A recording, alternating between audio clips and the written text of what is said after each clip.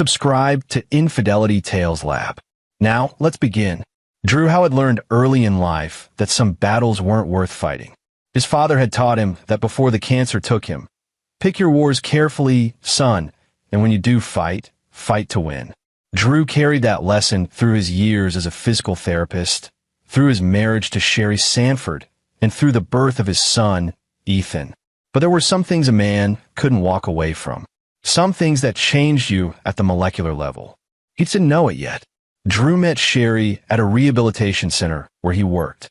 She brought her grandmother in for post-stroke therapy, and something about the way she advocated fiercely for the old woman's care caught his attention. She was a paralegal at a downtown firm, sharp and determined. With dark hair, she kept in a practical bun and eyes that seemed to calculate outcomes 3 steps ahead. They dated for 8 months before he met her family. Clifton Sanford owned a successful chain of hardware stores across 3 counties. He was 68, built like an oak barrel. With silver hair, he kept military short and a handshake that felt like a loyalty test. His wife, Priscilla, was a softer presence, a former elementary school teacher who'd given up her career to support Clifton's business ambitions. They lived on a 10-acre property outside the city. A sprawling ranch-style house with a workshop, a shed, and enough land to make a man feel like a king. Your father seems intense, Drew said on the drive home after that first dinner. Sherry's fingers tightened on the steering wheel. He built everything from nothing, came from poverty, worked 3 jobs to put himself through community college. He has strong opinions about discipline and work ethic. Strong opinions was putting it mildly. Over the next year, as Drew and Sherry's relationship deepened, he witnessed Clifton's philosophy firsthand. The old man believed in rigid structure, in consequences that stung, in breaking people down to build them up stronger. He'd raised Sherry and her younger brother, Daryl, with an iron fist wrapped in the rhetoric of tough love. Drew married Sherry anyway. He loved her, and he figured that once they had their own household, Clifton's influence would fade into the background noise of obligatory holiday visits. Ethan was born 2 years into the marriage. Drew held his son in the hospital room and felt something shift inside him, a fierce, primal protectiveness he'd never experienced before. This tiny human was his responsibility, his purpose. He promised himself he'd be the kind of father his own dad had been, present, patient, kind. The problem started small.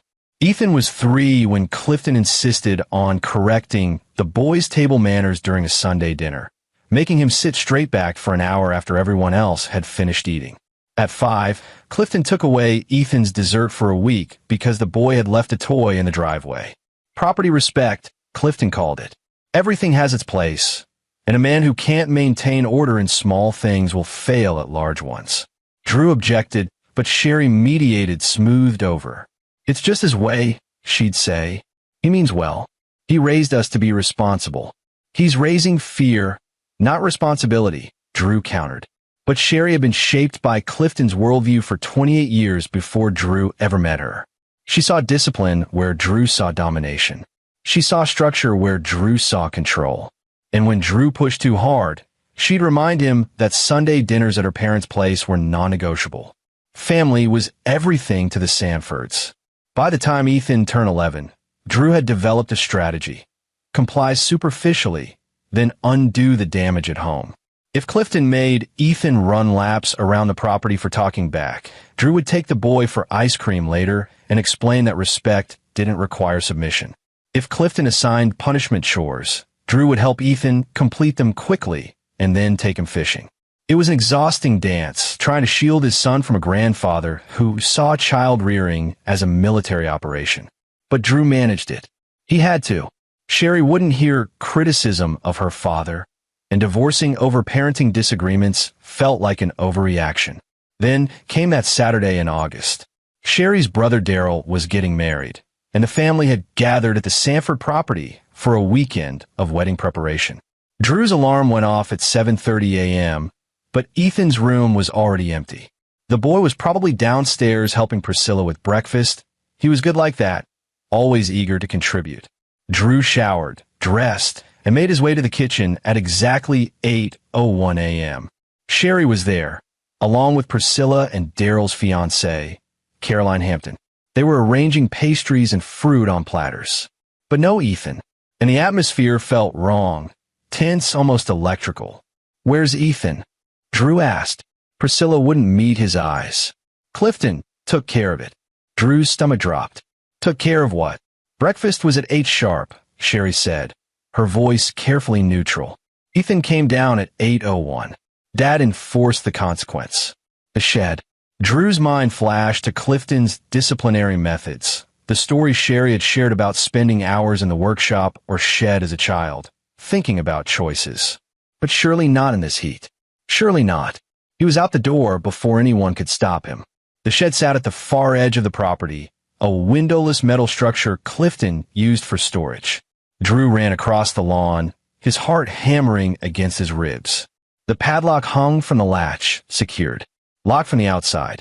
"Ethan!" He pounded on the metal door. "Ethan, can you hear me?" Nothing. Silence. Drew looked around for something to break the lock. A rock, a tool, anything. His hands shook as he grabbed a fallen branch and wedged it into the lock mechanism. It wouldn't budge. "Where's the key?" He roared toward the house. Clifton emerged onto the back porch, unhurried. "He's fine. It's only been," he checked his watch, 2 hours. "Boys need to learn punctuality. Open this door. Now." He'll come out when the lesson is learned. Another 6 hours should. Drew didn't remember crossing the lawn. Didn't remember grabbing Clifton by the collar. Only the feel of the old man's shirt bunched in his fists and the rage burning white-hot behind his eyes. "Give me the key." Something in Drew's face must have penetrated Clifton's arrogance. The old man produced a key ring from his pocket. Drew snatched it, raced back to the shed, and fumbled with the lock until it clicked open. The heat hit him first, a wall of suffocating, oven-baked air. Then he saw Ethan, crumpled in the corner like discarded laundry. His son's lips were cracked and bleeding. His skin was flushed red. His eyes were half closed, unfocused. "Ethan. Ethan, buddy, I'm here." Drew scooped the boy into his arms. Ethan's skin was burning, but he barely responded. Just a weak, confused whimper. Drew carried him to the car, shouting for Sherry to call 911. But he didn't wait for an ambulance. Couldn't wait. He drove 20 over the speed limit all the way to the ER, one hand on the wheel, the other holding Ethan's limp wrist, checking for a pulse every few seconds. The ER doctor's face told Drew everything. Severe dehydration. Core temperature of 104. If you'd waited another hour. She didn't finish the sentence. Didn't have to. They admitted Ethan immediately. For fluids, cooling measures, constant monitoring. Drew sat beside the hospital bed and watched his son sleep under the harsh fluorescent lights, tubes running from his small arms. Sherry arrived an hour later. "How is he? How is he?" Drew's voice came out flat, dead. "He almost died, Sherry. Your father almost killed our son over being 1 minute late to breakfast. Don't be dramatic. Dad wouldn't. He locked him in a metal shed, in 95-degree heat, for 8 hours. Drew turned to look at his wife. "What part of that sounds reasonable to you?" Sherry's face crumpled. "I didn't know it would be that long. I thought maybe an hour, like when we were kids." You thought wrong." She reached for his hand, but Drew pulled away. Something had broken between them, some fundamental trust he wasn't sure could be repaired. Over the next 4 days, as Ethan slowly recovered, the hospital became Drew's world. He barely slept, keeping vigil while medical professionals monitored his son's kidney function and electrolyte levels. The doctors were kind but firm. This was serious. Life-threatening. If Ethan had been locked in that shed, even an hour longer, they would be having a very different conversation. Clifton called once. Drew let it go to voicemail. The message was predictable. Boys need discipline. Your generation is too soft. He'll be fine. Character is built through adversity. Sherry visited daily, but the conversations grew shorter, more strained. She defended her father at first. He didn't mean for it to go that far. Until Drew cut her off. Intent doesn't matter. Results matter. And the result is our son in a hospital bed. On the 3rd day, Sherry brought Priscilla. The older woman wept at Ethan's bedside, apologizing over and over. But when Drew asked why she hadn't intervened, stopped Clifton, demanded he release Ethan after the first hour, she had no answer. Just tears and excuses. Daryl visited on the fourth day. The younger Sanford stood in the doorway, looking uncomfortable in his pressed khakis and polo shirt. "Look, I know Dad went overboard. He tortured a child," Drew said. "Your nephew. There's no overboard here. There's criminal negligence. Are you going to press charges?" The question hung in the air. Drew had thought about it constantly, talked to hospital social workers who'd filed mandatory reports, spoken with a detective who'd taken statements.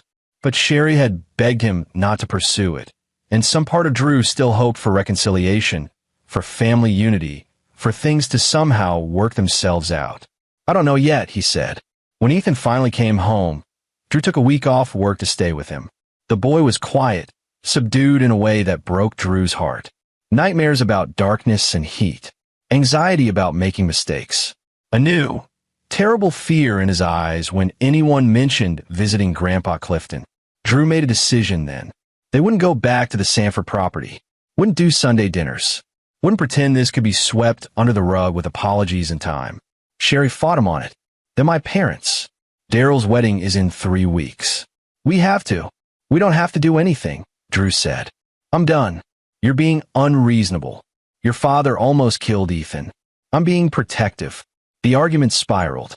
Sherry accused Drew of trying to isolate her from her family. Drew accused Sherry of choosing her parents over her son's safety. They said things that couldn't be unsaid, open wounds that wouldn't easily heal. 2 weeks after Ethan came home from the hospital, Sherry moved out. Just temporarily, she said, to get some perspective, to stay with her parents and help with wedding preparations. Drew didn't stop her. Part of him was relieved. He focused on Ethan, on rebuilding the boy's sense of security. They established new routines. Drew cut back his hours at the clinic, made sure he was home every afternoon when Ethan got off the school bus. They cooked dinner together, watched movies, talked about everything except the shed. But Drew couldn't stop thinking about it. Couldn't stop seeing Ethan's limp body in that corner. Couldn't stop hearing Clifton's casual dismissal.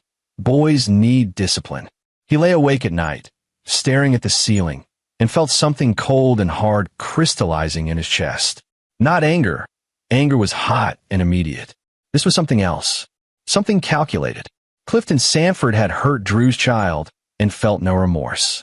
Had endangered a life and called it character building. Had wielded his authority like a weapon and expected gratitude for it. And the whole family had enabled it. Sherry, Priscilla, Daryl, all of them defending, excusing, minimizing. Drew had tried to keep the peace. Had compromised, mediated, played nice. And his son had nearly died for it. No more. He started researching late at night after Ethan went to bed. Elder abuse laws. Financial exploitation. Mandatory reporting requirements. He pulled threads, following them to see where they led.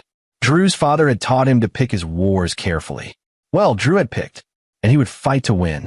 But first, he needed to understand his enemy. Needed to know Clifton's vulnerabilities, his pressure points, his secrets. The old man had built an empire on discipline and control, had raised a family to worship at the altar of his authority. Drew would dismantle it piece by piece.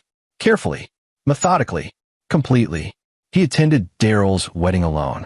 Ethan stayed with Drew's mother, and Sherry sat with her parents on the other side of the venue. Drew watched Clifton give a toast about family values and the importance of strong leadership. Watched the guests applaud. Watched Sherry wipe away proud tears.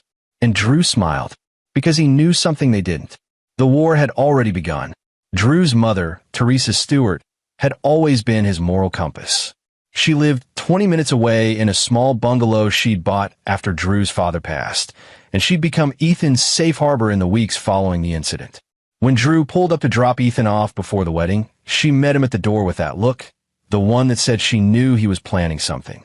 "You're going to that wedding to make peace or make war?" she asked, keeping her voice low so Ethan wouldn't hear from the living room, where he was already setting up a board game.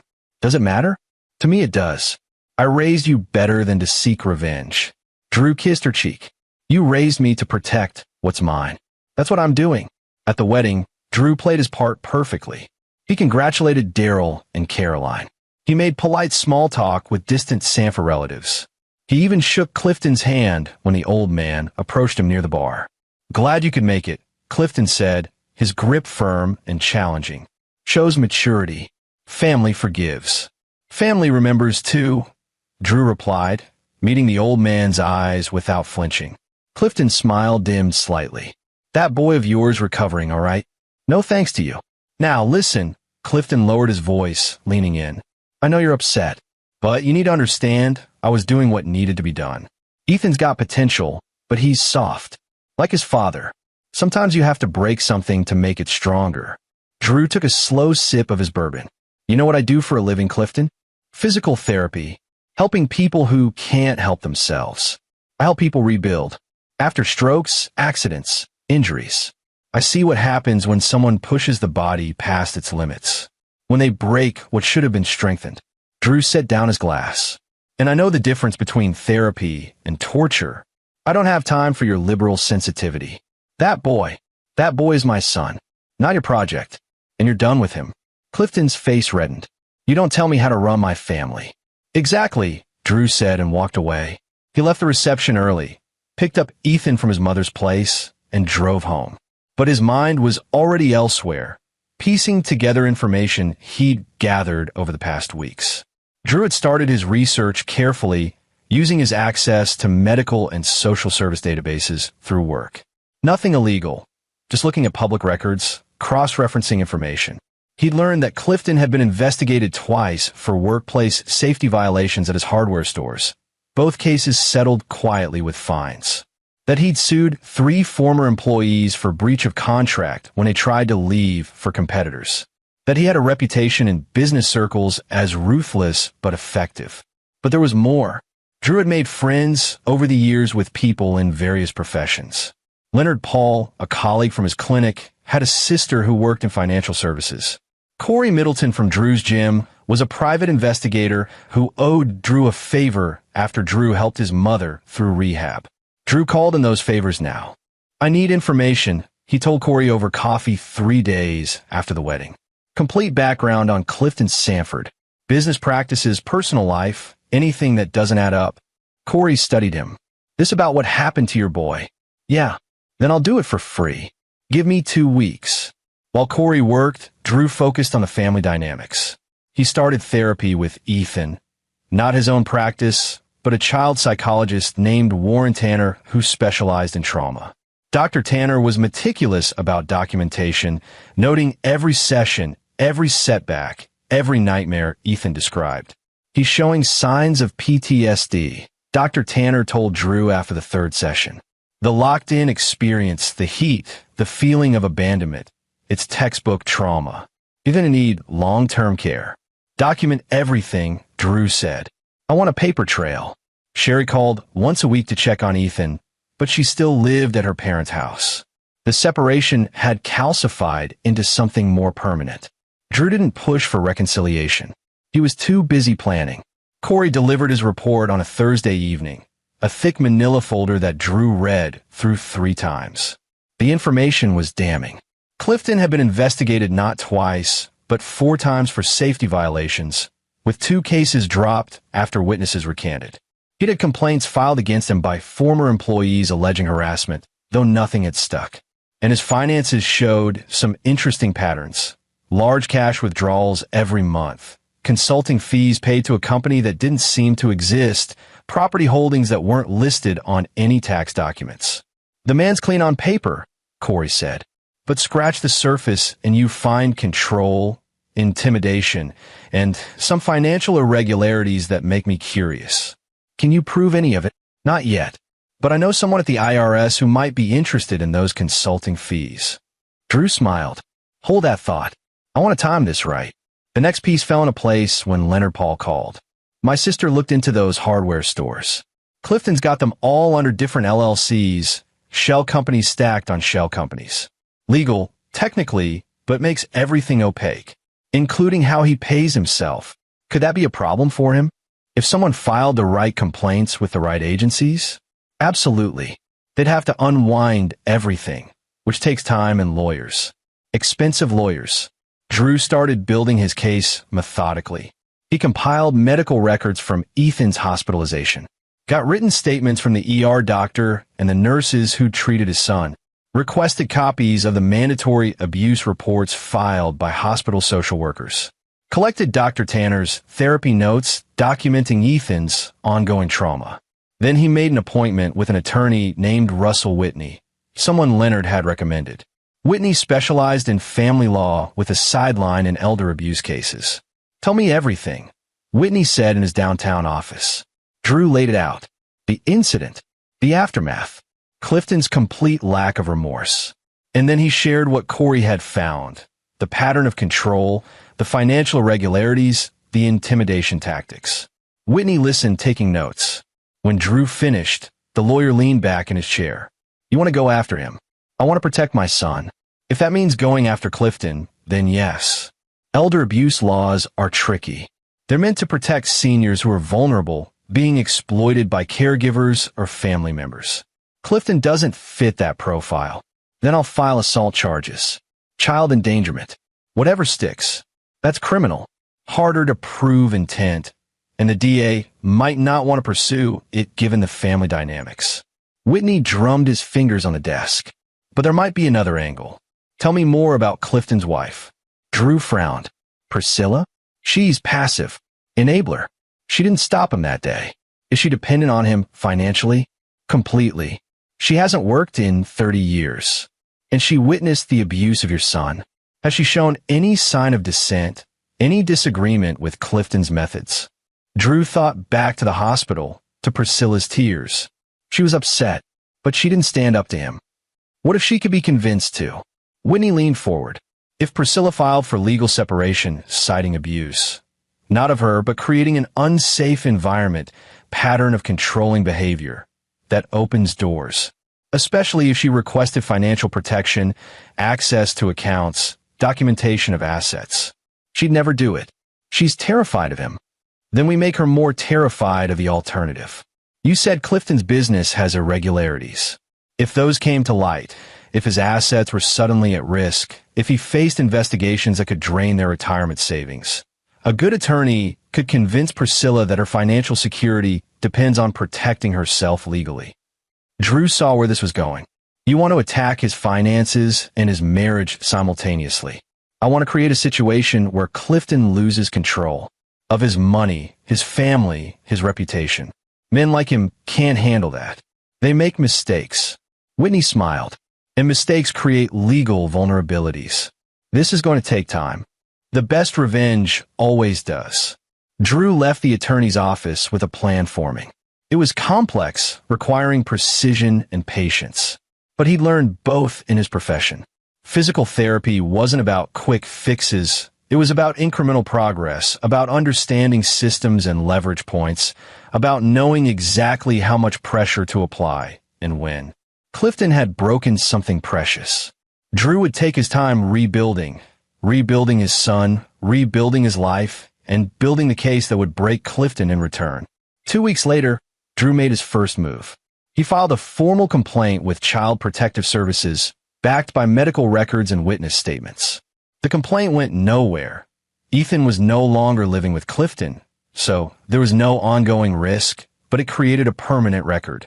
Documentation. Then he reached out to 2 of the former employees Corey had identified, the ones who'd filed harassment complaints. Barry Cochran ran a competing hardware store now. Al Rogers had left the industry entirely, working as a municipal contractor. Drew met with each of them separately. "I'm not looking to sue," he told them. "I just want to understand the man who hurt my son." They talked. Both men described the same pattern. Clifton's need for absolute control, his explosive anger when questioned, his use of legal threats to keep people in line. Al told a story about witnessing Clifton scream at a teenage employee until the kid broke down crying, all over a minor inventory error. "He's a bully," Barry said. "Successful, smart, dangerous, but fundamentally a bully. And bullies rely on people being too scared to fight back." "I'm not scared anymore," Drew said. Over the next month, he worked multiple angles. He maintained his relationship with Ethan's therapist, ensuring every session was documented. He kept copies of all medical bills related to Ethan's hospitalization, thousands of dollars in expenses. He tracked every nightmare, every anxiety attack, every setback in his son's recovery. And he watched the Sanford family, looking for cracks. They appeared sooner than expected. Daryl called in October, his voice tight. "We need to talk." "About Dad." They met at a neutral location, a coffee shop halfway between their homes. Daryl looked exhausted, his wedding afterglow completely gone. "Caroline wants nothing to do with my parents," he said. "After what happened to Ethan, she thinks they're toxic. We had a huge fight about Thanksgiving plans. She refused to go to their house. Smart woman. She's not wrong."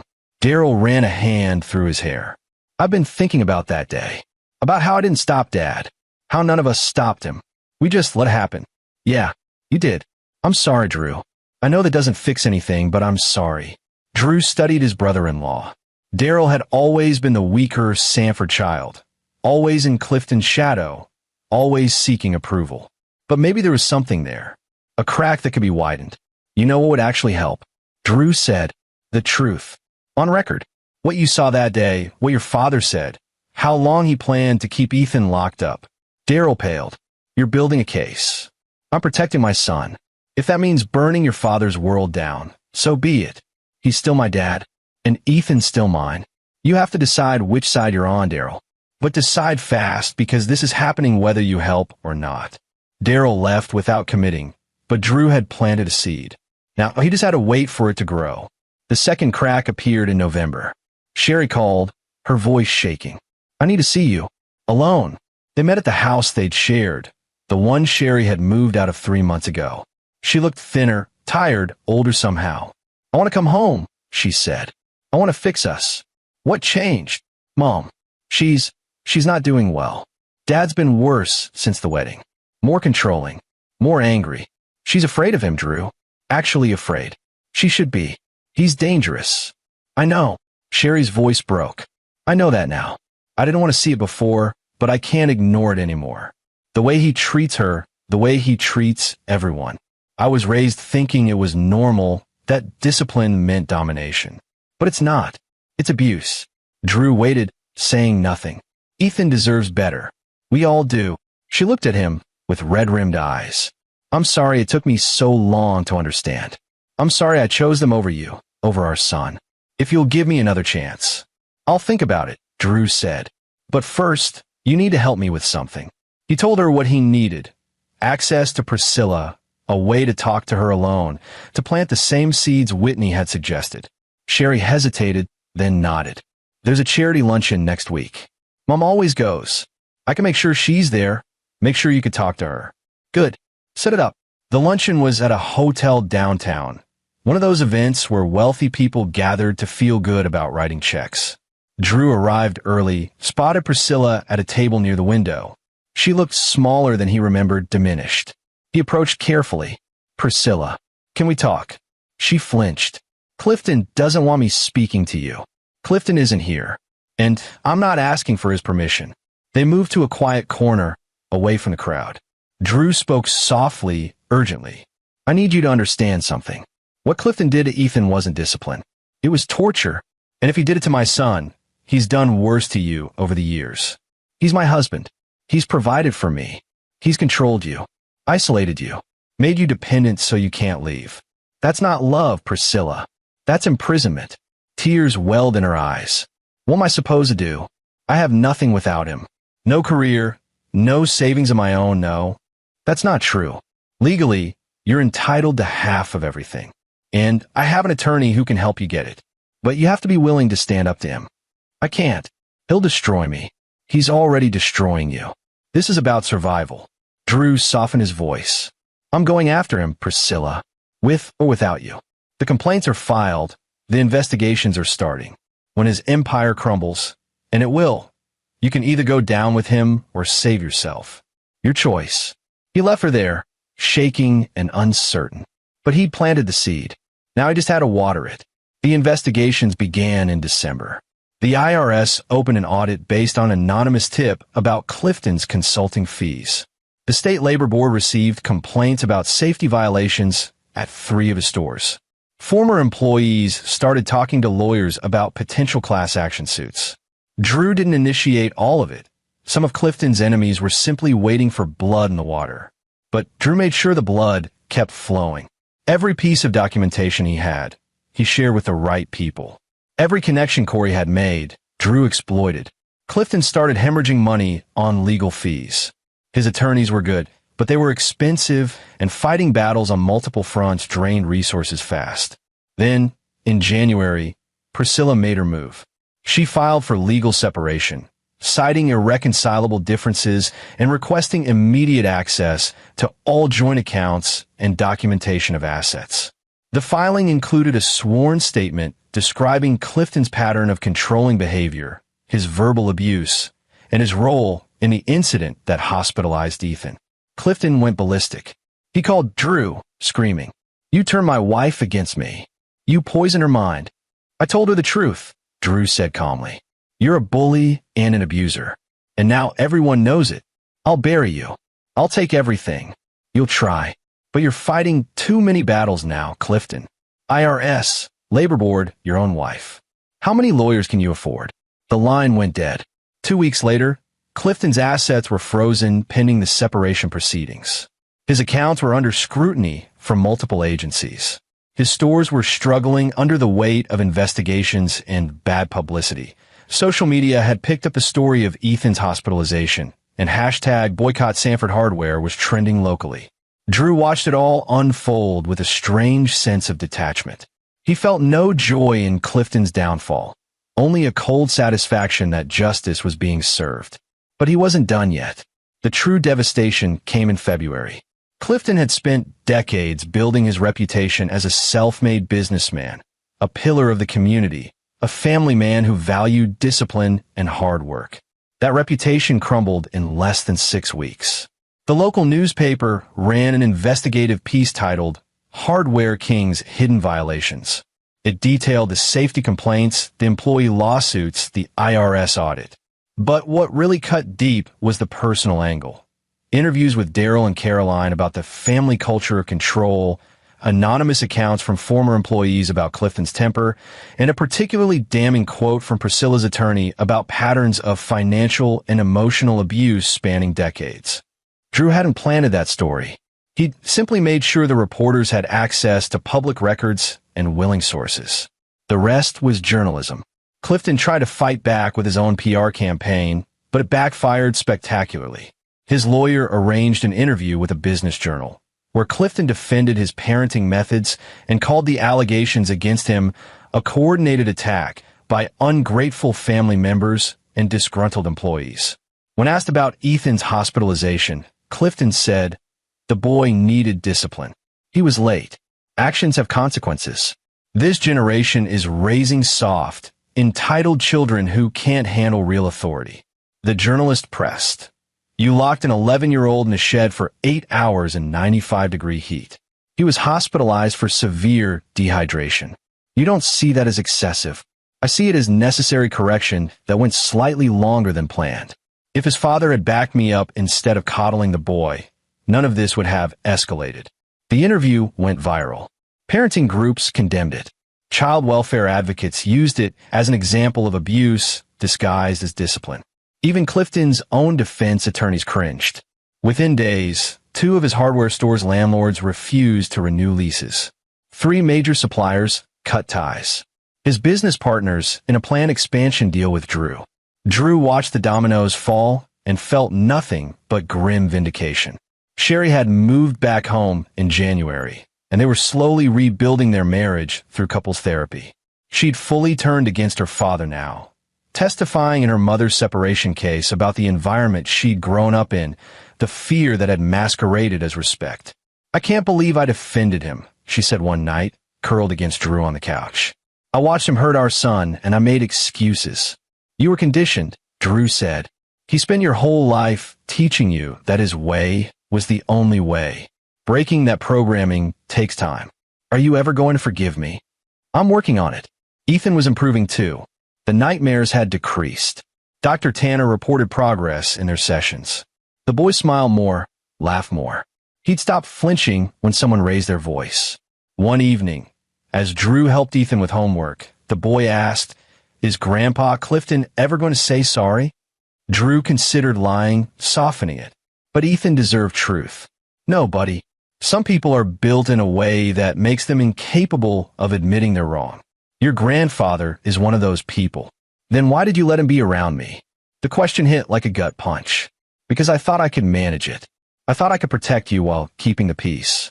I was wrong, and I'm sorry." Ethan studied him with those serious 11-year-old eyes. "But you're protecting me now. Always. No matter what."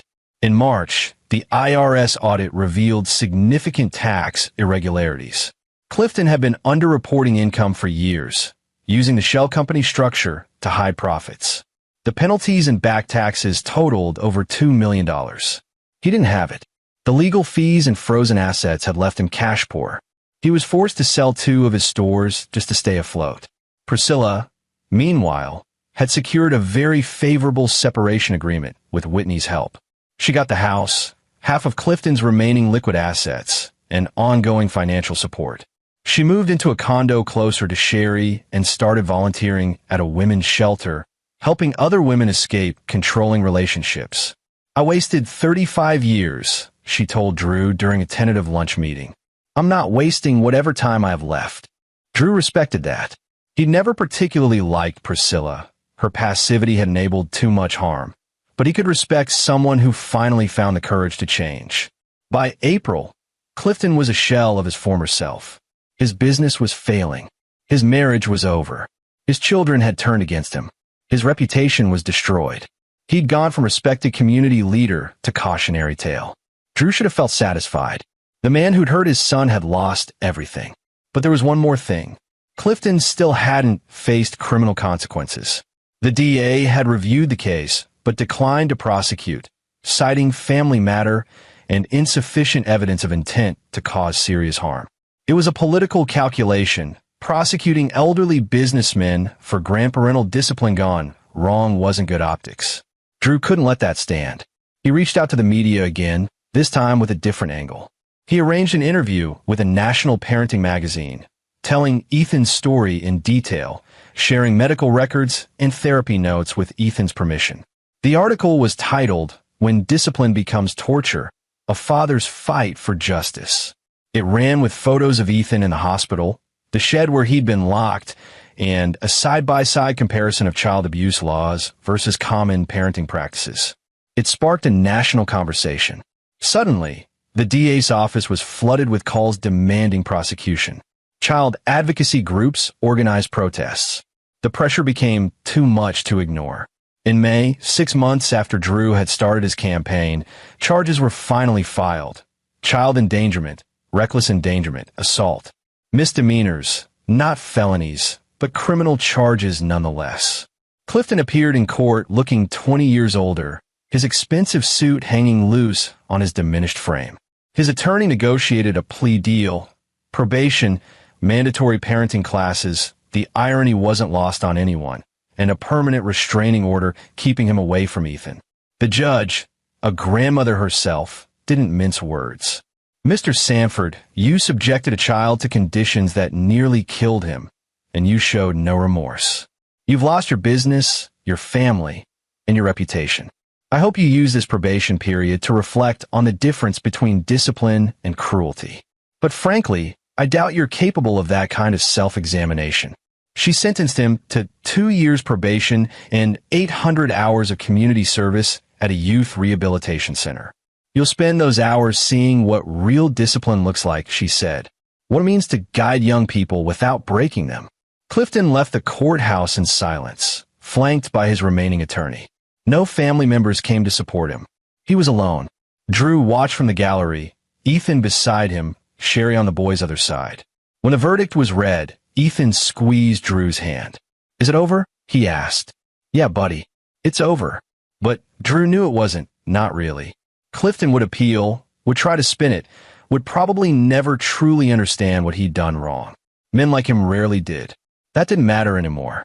What mattered was that Ethan was safe. That Clifton's ability to hurt people had been systematically dismantled. That everyone who'd enabled and defended him now understood the price of that loyalty. Drew had picked his war carefully, and he'd won. 3 months later, on a warm August afternoon, Drew and Ethan went fishing at a lake an hour from home. They cast lines into calm water, talking about nothing and everything. Ethan was 12 now, growing into himself again, the trauma receding into a scar rather than an open wound. "Dad," Ethan said as the sun started setting. "Thank you." "For what?" "For fighting for me, even when it was hard." Drew reeled in his line and pulled his son into a hug. "That's what fathers do. We protect what we love, no matter the cost." They stayed until dark, catching fish and releasing them, father and son rebuilding what had nearly been broken. And when they drove home, Ethan fell asleep in the passenger seat, peaceful and safe. Drew glanced at him and smiled. His father had taught him to pick his wars carefully and fight to win. Mission accomplished. The final blow came not from Drew, but from Clifton's own actions. In September, he violated his probation by attempting to contact Ethan through a social media account, sending messages about when you're old enough to understand and "your father poisoned everyone against me." Ethan showed Drew the messages immediately. Drew forwarded them to the probation officer. Clifton was arrested for violating the restraining order. The judge revoked his probation and sentenced him to 60 days in county jail. "You were given a chance to reflect and reform," the judge said. "Instead, you continued to harass the very child you traumatized. Clearly, you need more time to think about your actions in a controlled environment." When Clifton emerged from jail 2 months later, his final hardware store had closed. The banks had foreclosed on his property. He lost everything except a small pension and Social Security. Daryl reported that Clifton was living in a studio apartment, working part-time at a competitor's hardware store. The ultimate humiliation for a man who'd once owned the competition. "He blames you for everything," Daryl told Drew during a rare phone call. "He's convinced you orchestrated his entire downfall." "I just gave people permission to stop being afraid of him," Drew said. "The rest was consequences of his own choices." "Yeah, I'm starting to understand that." Daryl and Caroline were expecting their first child. They made it clear that Clifton would have no relationship with his grandchild unless he underwent serious therapy and showed genuine change. "We're not repeating the cycle," Caroline said firmly when Drew saw them at Thanksgiving. "Our daughter will never know what it's like to be afraid of her grandfather." Priscilla hosted Thanksgiving that year at her condo. It was a small gathering: Drew, Sherry, Ethan, Teresa, Daryl, and Caroline. No Clifton. His absence was notable, but not mourned. "I keep thinking I should feel guilty," Priscilla said over pumpkin pie. 35 years of marriage, and I don't miss him at all. "That's not guilt you're feeling," Teresa said. "That's relief. There's a difference." Ethan had made a new friend at school, a boy named Noel Bright whose family had just moved to the area. He spent more time smiling than brooding now. His therapist was pleased with his progress. "He's resilient," Dr. Tanner told Drew during their final session. "The trauma will always be part of his story, but it's not defining him anymore. That's the best outcome we could hope for." Drew shook the therapist's hand. "Thank you for everything. Thank you for fighting for him. Not every parent would have gone to the lengths you did." That night, Drew tucked Ethan into bed, something the boy was almost too old for, but still tolerated. "Dad, can I ask you something? Anything. Did you ever think about just moving away? Starting over somewhere Grandpa Clifton couldn't find us?" Drew considered it. "Yeah, I thought about it. But running away would have left him free to hurt other people, to keep his power and his reputation. Sometimes you can't just escape a problem. Sometimes you have to solve it. By destroying him, by holding him accountable. There's a difference." Ethan was quiet for a moment. "I'm glad you did it, even though it was hard." "Me too, buddy. Me too." Drew turned off the light, but left the door cracked open the way Ethan liked it. Then he went downstairs where Sherry was waiting. They'd rebuilt their marriage slowly, brick by brick. It wasn't perfect. They still had wounds that needed healing, but they were committed to the work. "He okay?" Sherry asked. "Better than okay. He's going to be fine." She leaned against him, and they stood in their kitchen, in the home they'd reclaimed, in the life they'd fought to protect. "I heard from my lawyer today," Sherry said. "Clifton's trying to appeal the restraining order." claims it's preventing him from seeing his family. Is he? No. The judge denied it. Said the order stays in place as long as it needs to. Drew nodded. Clifton would keep fighting, keep denying, keep blaming everyone but himself. That was his nature. But he'd lost. Completely, utterly, irreversibly. And Drew had won. Not through violence or illegal revenge, but through patience, strategy, and an understanding that the best way to defeat a bully was to dismantle the systems that gave them power. Clifton had built his empire on control and fear. Drew had simply shown everyone that they didn't have to be controlled or afraid anymore. The rest had been inevitable. As Christmas approached, Drew and Ethan drove past the old Sanford property one last time. A for sale sign stood at the entrance. The house looked empty, abandoned. Good riddance, Ethan said. Drew smiled and kept driving toward home. And there you have it. Another story comes to an end. What did you think?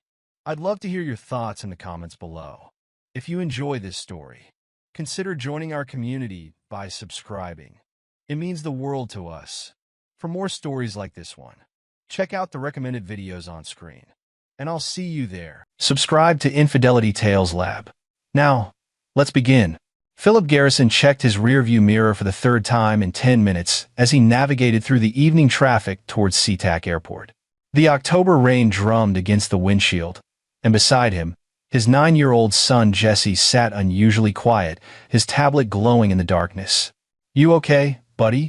Philip asked, reaching over to ruffle Jesse's sandy brown hair. Jesse looked up, his green eyes so much like his mother's, though Philip tried not to think about that meeting his father's gaze. Yeah, Dad. Just excited about Yellowstone. Philip smiled. This trip had been planned for 6 months, ever since the custody arrangement had been finalized. 2 weeks with his son, away from Seattle's gray skies and grayer memories. Away from Brandy and her new husband, Kurt Pope, who had inserted himself into Philip's life like a tumor the moment the divorce papers were signed. The divorce had been brutal. Brandy McKee, she'd taken back her maiden name, immediately had fought for full custody with a viciousness that still shocked Philip. He'd been a documentary filmmaker for 12 years, building a reputation for exposing corporate fraud and corrupt politicians.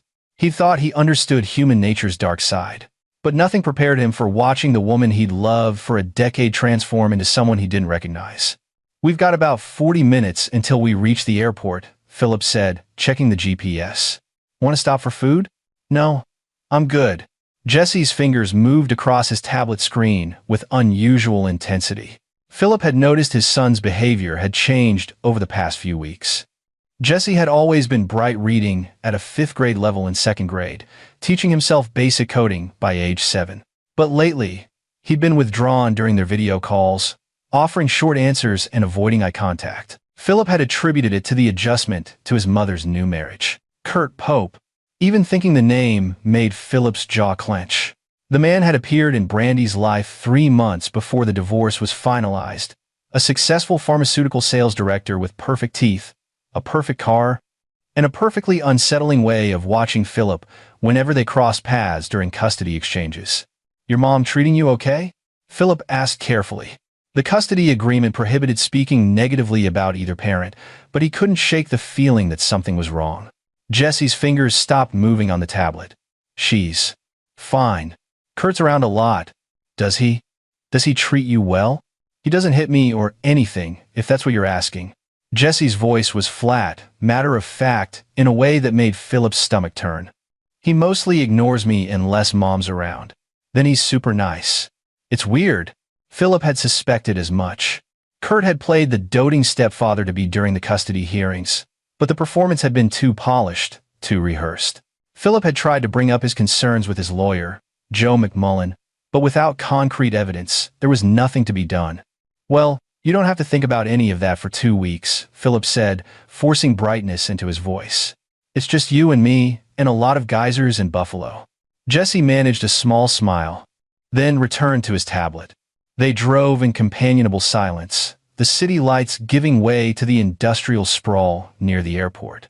Philip's mind wandered to his latest project, a documentary about a network of fraudulent online pharmacies. The research had consumed him for the past 4 months.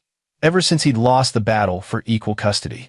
Throwing himself into work had been the only thing keeping him sane. His phone buzzed. A text from Brandy. "Have a good trip. Remember to send photos." Philip didn't respond. The forced civility of their texts felt like walking on glass.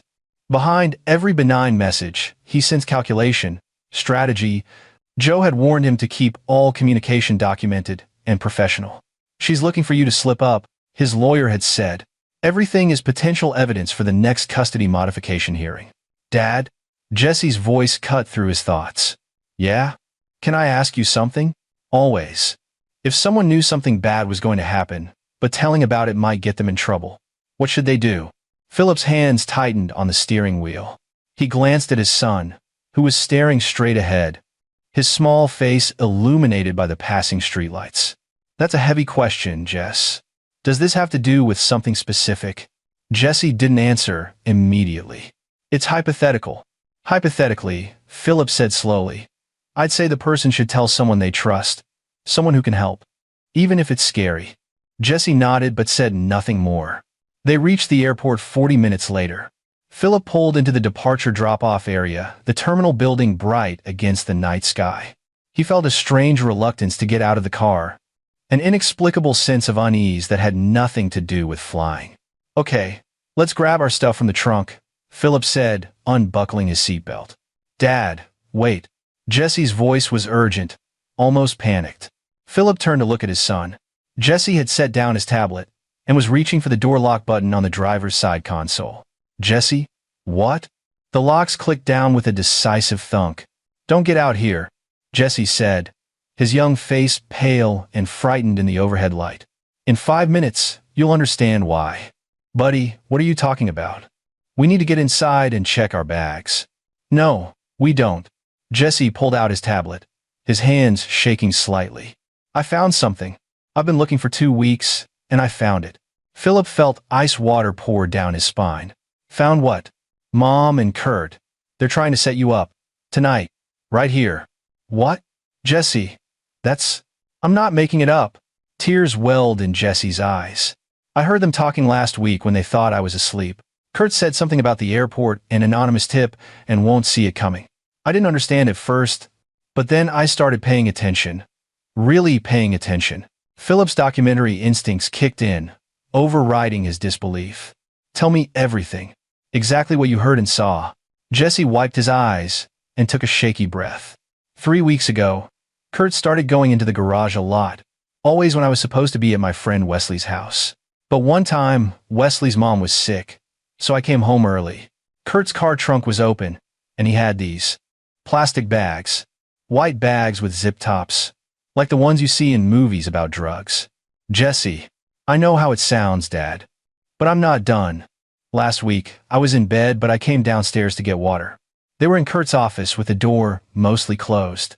I heard Kurt say, 'Once Philip gets arrested at the airport, emergency custody will be automatic.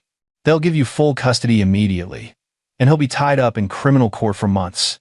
Even if he beats the charges, he'll never get Jesse back.'" Philip sat perfectly still, his mind racing.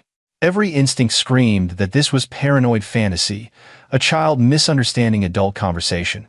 But Jesse's eyes held something Philip recognized from his own work, the certainty of someone who had uncovered a terrible truth.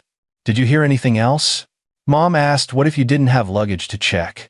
Kurt said it didn't matter, that he'd already taken care of access. Whatever that means. Jesse pulled up something on his tablet.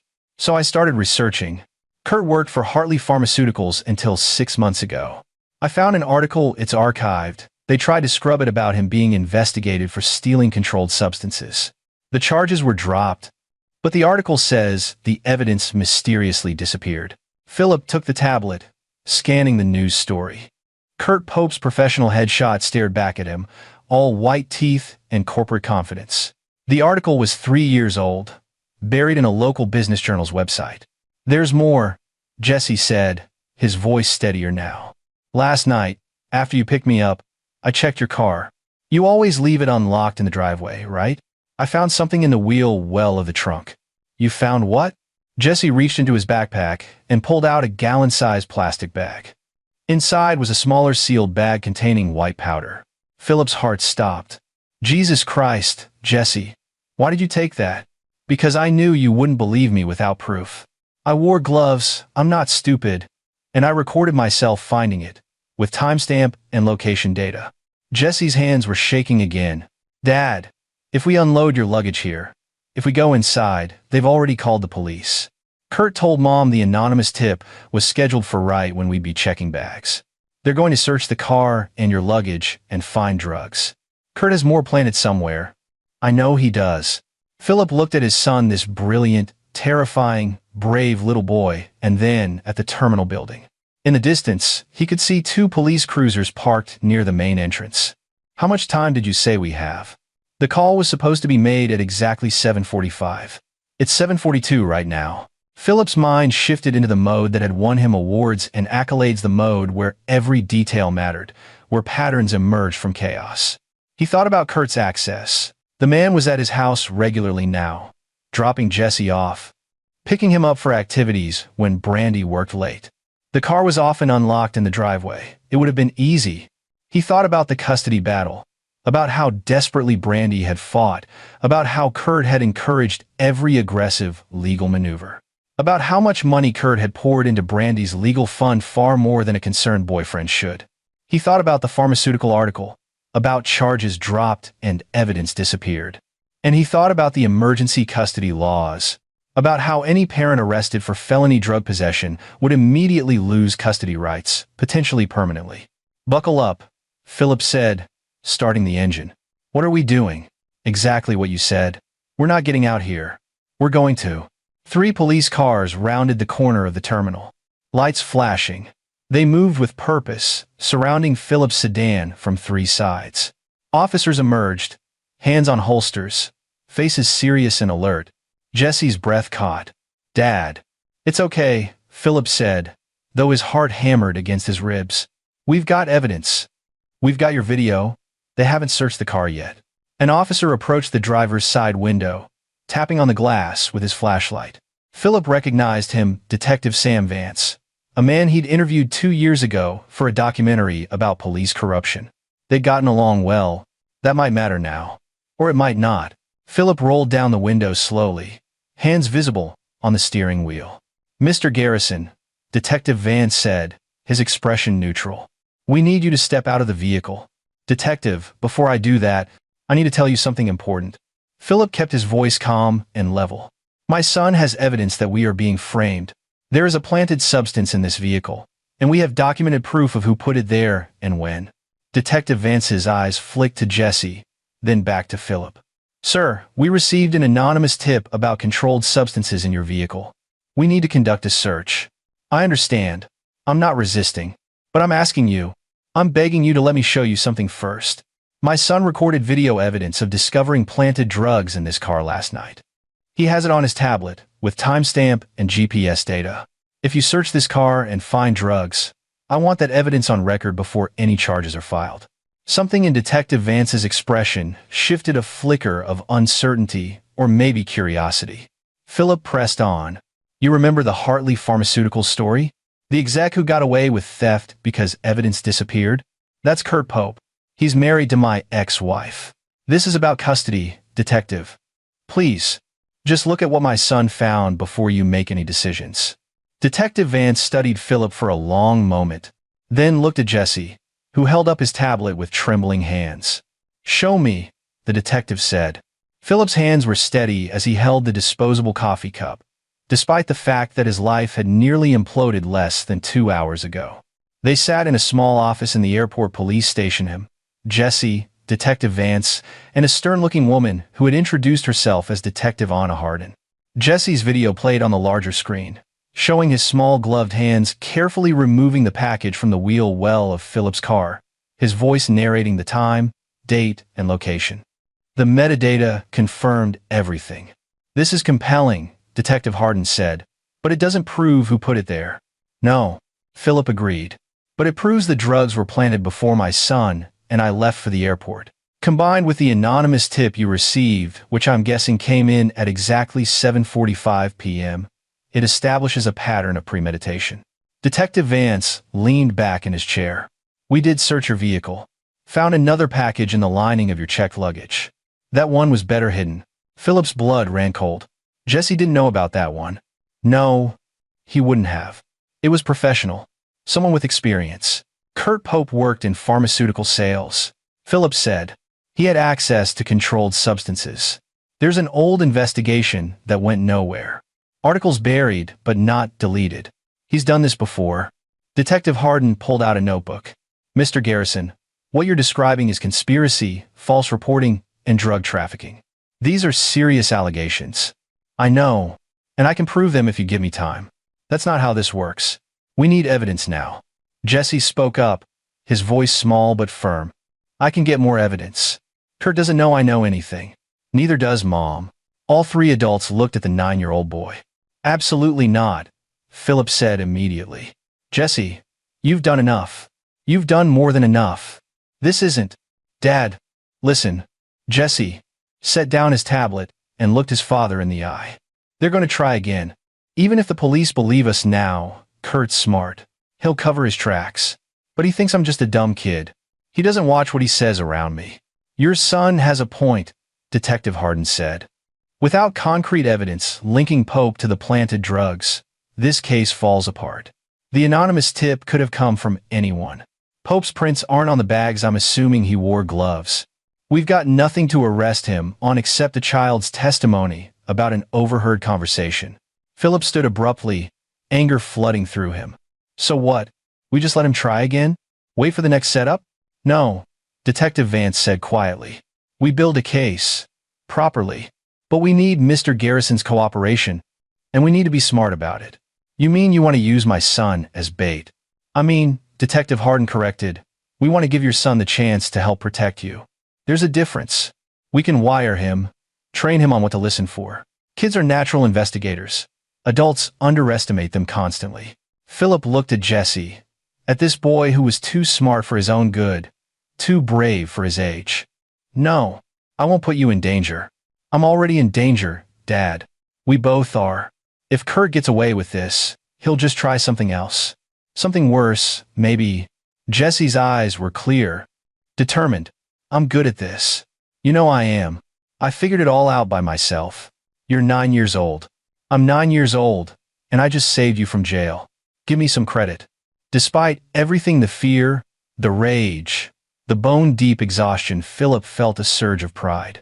His son, this incredible, impossible child. Detective Vance pulled out his phone. Let me make some calls. We've got a small window here. Pope and your ex-wife think this operation is proceeding as planned. They're probably celebrating right now. If we move fast, we can use that confidence against them. And if we don't, Philip asked, then you should probably get a very good lawyer, Mr. Garrison. Because without evidence, the drugs we found in your car tell a very different story than the one you're selling. Anna Harden stood and walked to the window overlooking the airport terminal. There's something else you should know. This isn't the first time we've seen this pattern. Philip and Jesse both turned to look at her. About 8 months ago, we had a similar case. Single father, custody dispute. Arrested at this very airport for possession, with intent to distribute. He claimed he was set up, that his ex-wife's new partner planted the drugs. We found no evidence to support his claims. He went to prison, lost custody of his daughter. Philip felt sick. Let me guess. The new partner worked in pharmaceuticals, medical device sales. Different company, but similar access to controlled substances. Detective Harden turned back to face them. The father's name was Bernard McGee. His ex-wife married a man named Luther Walker 6 months after McGee went to prison. Walker legally adopted the daughter. You think it's connected, Philip said. I think there's a pattern worth investigating. And I think your son might have just handed us the opening we needed to reopen a case that never sat right with me. Jesse tugged on Philip's sleeve. Dad, we have to help that other girl. Her dad is in prison for something he didn't do. One step at a time, Detective Vance said, but his eyes had sharpened with interest. First, we need to secure Mr. Garrison's position. Then we can look at the bigger picture.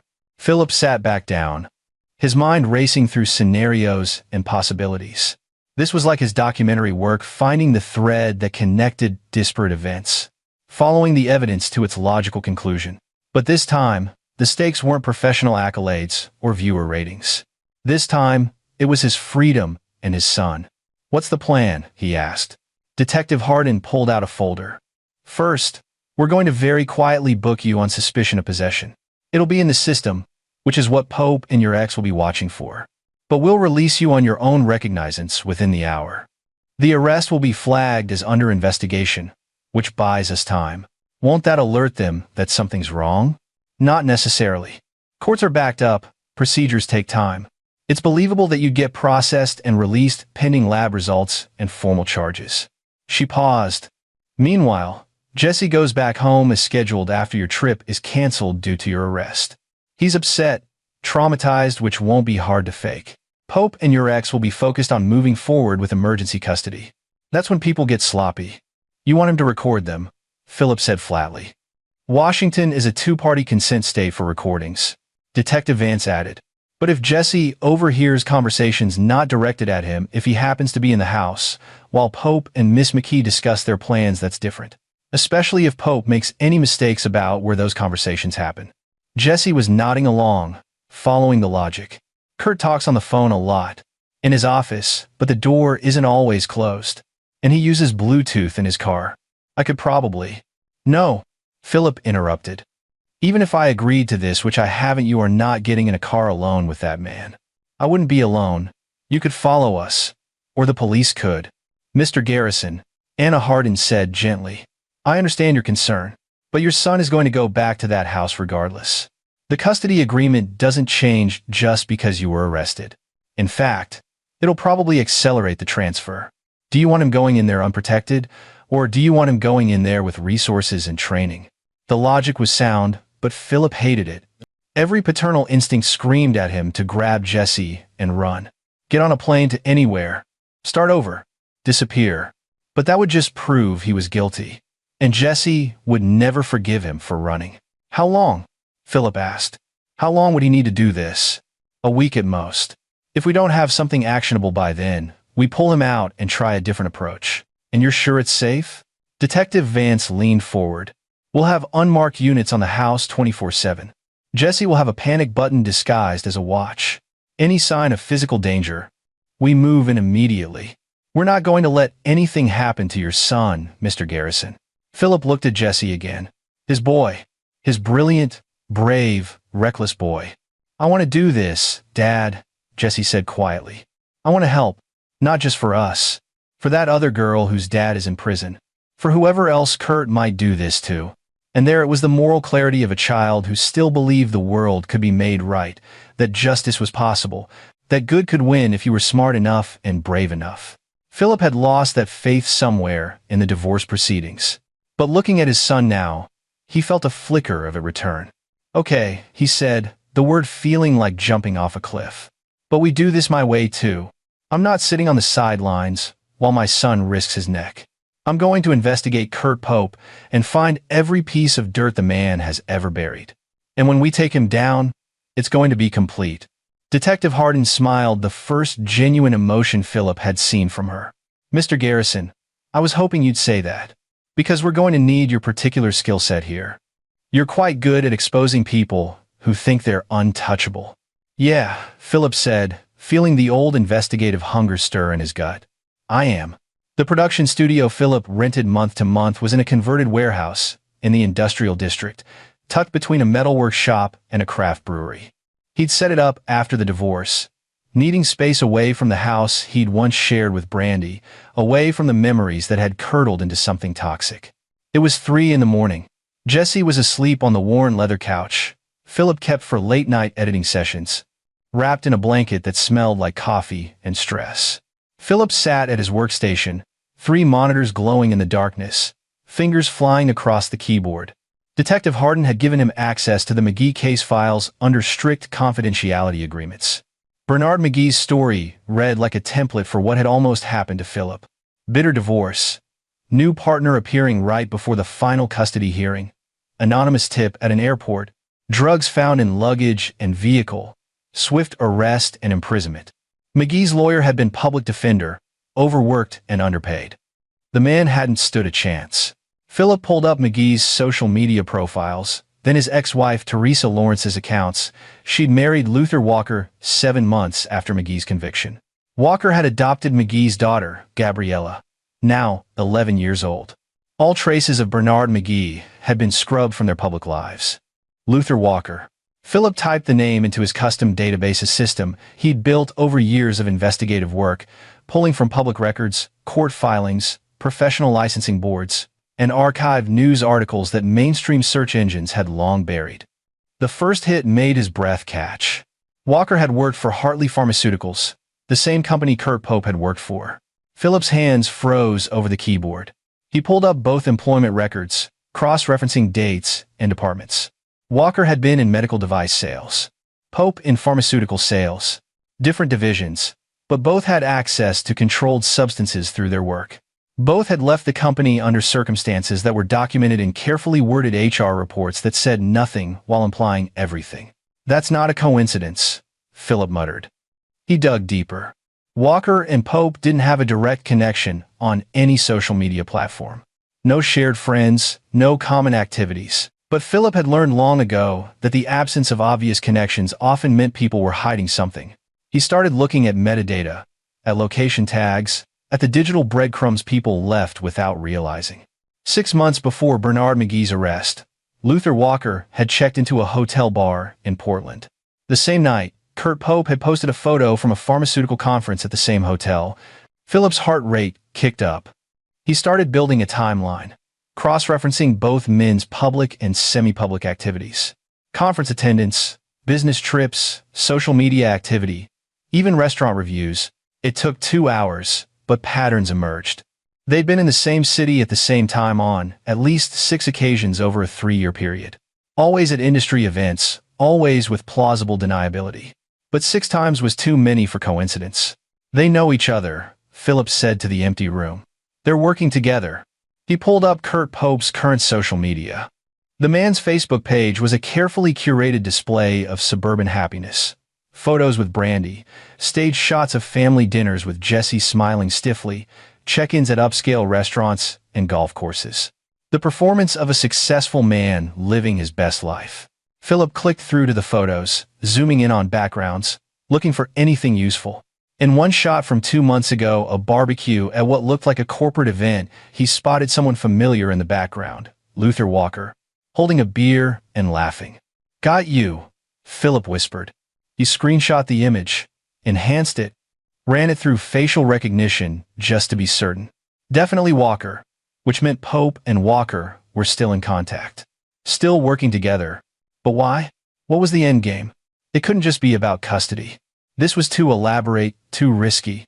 Philip opened a new search window and started looking at the financial records he'd been able to access through public databases. Kurt Pope's declared income was around $180,000 a year, comfortable but not extraordinary. Yet, his spending patterns told a different story. High-end car lease, expensive condo, frequent luxury purchases. He was living well above his means. Luther Walker showed a similar pattern. Good income, but expenditures that suggested additional revenue streams. Philip pulled up Bernard McGee's case file again, looking at what he'd missed before. McGee had been a software engineer, divorced from Teresa Lawrence after 12 years of marriage. The custody battle had been contentious, but not unusual until Walker entered the picture. Then, Teresa's legal strategy had become aggressive, expensive, and uncompromising. The drug charge had been the finishing blow, possession with intent to distribute, based on the quantity found in McGee's vehicle. He'd gotten 8 years, served at Monroe Correctional Complex. 8 years for a first-time offense seemed excessive, even with the quantity involved. Philip checked the sentencing records. Judge Marion Sloan presiding. He ran her name through his database. Judge Sloan had a reputation for harsh sentences in drug cases, but she was generally considered fair. Nothing in her record suggested corruption or bias. So, why the heavy sentence for a first-time offender with an otherwise clean record? Unless someone had wanted McGee buried for a long time. Long enough that any custody appeal would be moot. Long enough that his daughter would forget him. Philip's phone buzzed. A text from Joe McMullen, his lawyer. "Heard about the airport. Are you okay? Call me as soon as possible." Philip glanced at the clock. 3:47 a.m. Too early to call. He sent a quick text. I'm fine. Long story. We'll call you in the morning. Working on something big. He returned to his screens, pulling up Teresa Lawrence's financial records. Her income as a nurse practitioner was steady but unremarkable. Yet, she'd managed to fund an aggressive custody battle, and she'd been able to buy a house in an expensive neighborhood shortly after marrying Walker. The down payment alone would have been significant. Follow the money.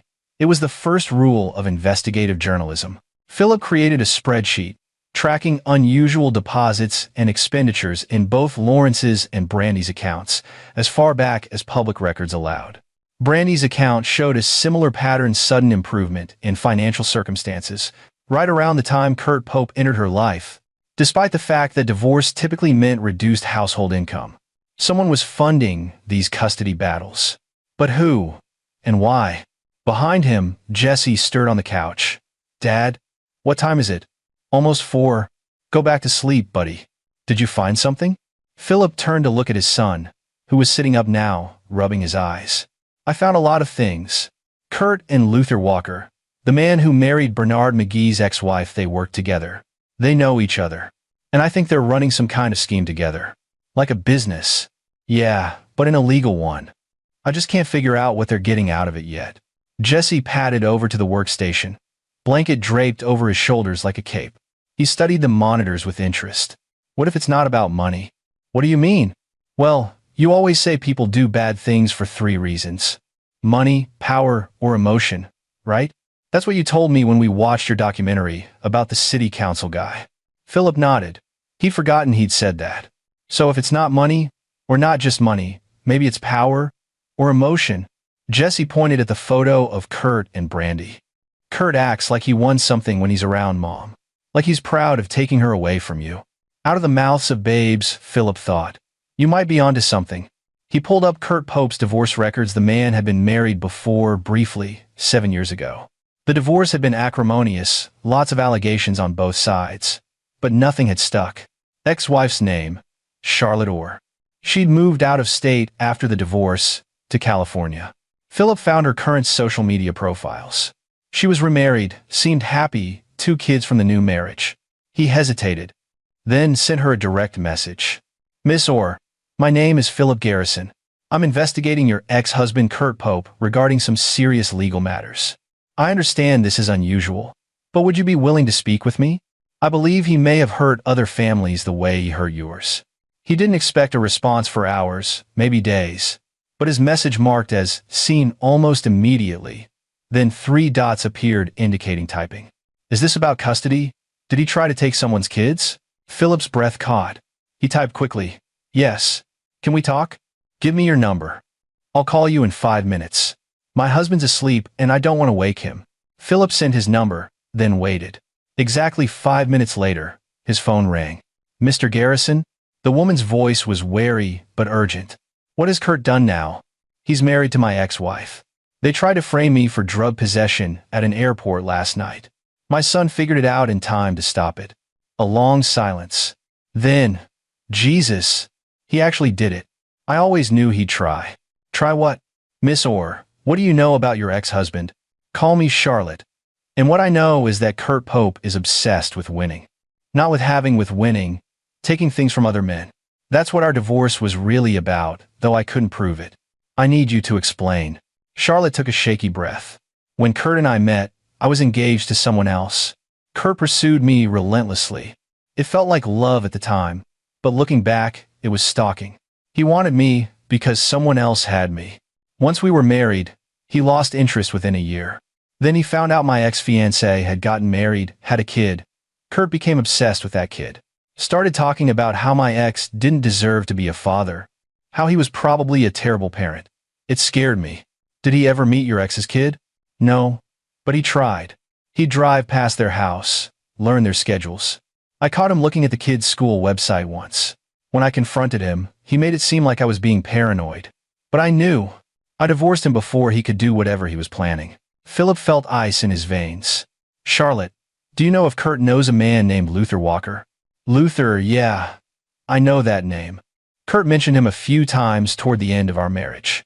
They worked together, I think. Kurt always spoke highly of him. said he was someone who understood how the world really worked. Did Kurt ever mention anything about custody battles? Setting people up? Not explicitly. But, she paused. There was one weird thing. A few months before our divorce, Kurt got really interested in a news story about a man who'd lost custody after a drug arrest. He saved the article, kept talking about how stupid the guy had been, how he'd walked right into a trap.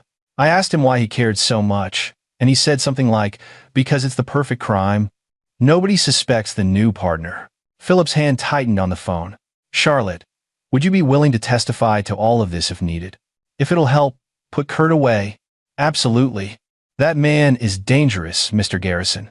I've spent 7 years looking over my shoulder, waiting for him to come after me somehow. Maybe, if he's in jail, I can finally breathe. They talked for another 20 minutes. Charlotte provided details about Kurt's behavioral patterns, his vindictiveness, his need to dominate and control. She also mentioned that Kurt had a burner phone he thought she didn't know about. He'd slip away to make calls on it, always careful to keep it hidden. If he's doing something illegal, that phone probably has the evidence, Charlotte said. But I have no idea how you'd get access to it. After the call ended, Philip sat in the darkness, pieces clicking into place. Kurt and Luther weren't just framing men for fun or for money. They were doing it for the psychological satisfaction of destroying families, of taking children away from their fathers. The money, whatever financial scheme they had going, was secondary to the power trip, which made them infinitely more dangerous than Philip had initially thought. You couldn't reason with or predict someone motivated by pathological need. Jesse had fallen back asleep in Philip's chair. Head on his arms, Philip carefully lifted his son and carried him back to the couch, tucking the blanket around him. I'm going to stop them, Philip whispered. I promise. His phone buzzed again. Detective Harden. Status update? Philip typed out everything he'd learned, attaching screenshots and links.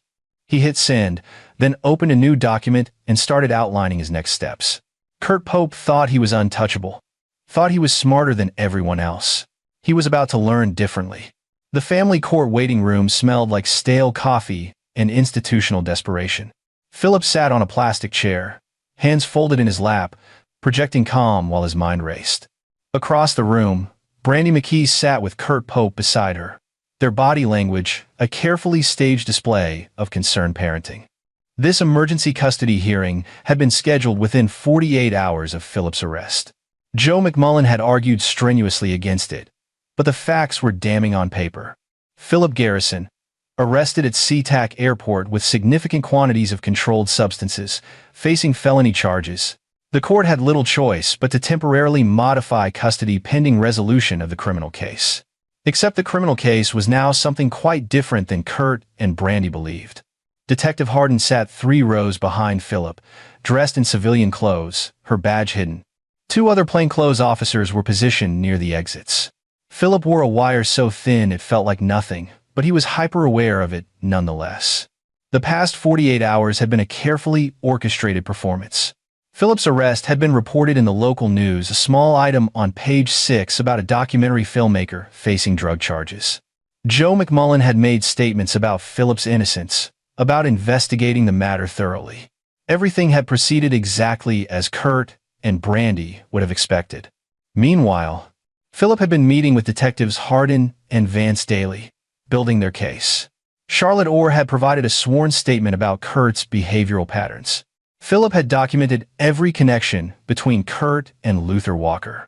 And Jesse had been fitted with recording equipment so sophisticated it was invisible, a watch that captured audio, a backpack with a hidden camera, even modified shoelaces with GPS tracking. Jesse sat next to Philip, now small and quiet, playing a game on his tablet. To anyone watching, he looked like a child waiting anxiously for adults to decide his fate. Only Philip could see the subtle focus in his son's eyes, the way he was tracking every movement in the room. All rise for the Honorable Judge Christina McConnell, the bailiff announced. They stood. Judge McConnell entered, a woman in her 50s, with steel-gray hair and a no-nonsense expression that suggested she'd seen every custody manipulation tactic ever invented. Be seated. We're here for the emergency hearing in the matter of McKee versus Garrison, regarding temporary custody modification. Counsel, approach. Joe McMullen walked to the bench, along with Brandy's attorney, a sharp-eyed woman named Carrie Sellers, who specialized in high-conflict custody cases. Philip watched Kurt instead of the lawyers. The man sat perfectly still, expression carefully neutral, but there was something in his eyes, a glint of satisfaction, of victory anticipated. He thought he'd won. The hearing proceeded with grim efficiency. Carrie Sellers laid out the case. Philip's arrest, the drugs found in his vehicle and luggage, the danger to the child, the necessity of immediate custody transfer. She was good, her arguments polished and persuasive. Joe McMullen countered with Philip's clean record, the circumstantial nature of the evidence, the ongoing investigation into possible framing. But he was fighting uphill. In family court, the safety of the child trumped all other considerations. Judge McConnell listened to both sides, her expression unreadable. "Mr. Garrison, do you have anything to say before I make my ruling?" Philip stood. "Yes, Your Honor. I'd like to request that my son be allowed to speak. He's 9 years old enough to have his wishes considered." Brandy's attorney objected immediately. "Your Honor, the child is too young to understand the complexity of these proceedings. We object to him being put in the middle of this dispute." "Overruled," Judge McConnell said. "The child is old enough to express a preference, though that preference will be only one factor in my decision. Jesse, would you like to tell the court how you're feeling about all this?" Jesse set down his tablet and stood. He looked very small in the formal courtroom, but his voice was steady. "Your Honor, I love both my parents, but I want to stay with my dad. Can you tell me why?" "Jesse? Because my dad didn't do anything wrong. Someone else put those drugs in the car. I know, because I found them the night before we went to the airport. I recorded video of finding them, and I showed it to the police." The courtroom went very still. Philip watched Brandy's face drain of color. Kurt's expression didn't change, but his right hand clenched into a fist on his thigh. "You recorded video?" Judge McConnell leaned forward. "Counsel, was I made aware of this evidence?" Joe McMullen stood. "Your Honor, the video was provided to law enforcement and is part of an ongoing criminal investigation. We have copies available for the court's review. I want to see it."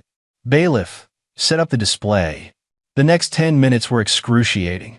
Jesse's video played on a screen visible to everyone in the courtroom. His small gloved hands removing the package from Philip's car, his voice narrating the discovery, the timestamp and GPS data stamped in the corner. When it finished, Judge McConnell turned to Brandy's attorney. "Miss Sellers, does your client have any explanation for this evidence?" Carrie Sellers looked like she'd been blindsided. She whispered urgently with Brandy for a moment, then said, "Your Honor, we were not aware of this video.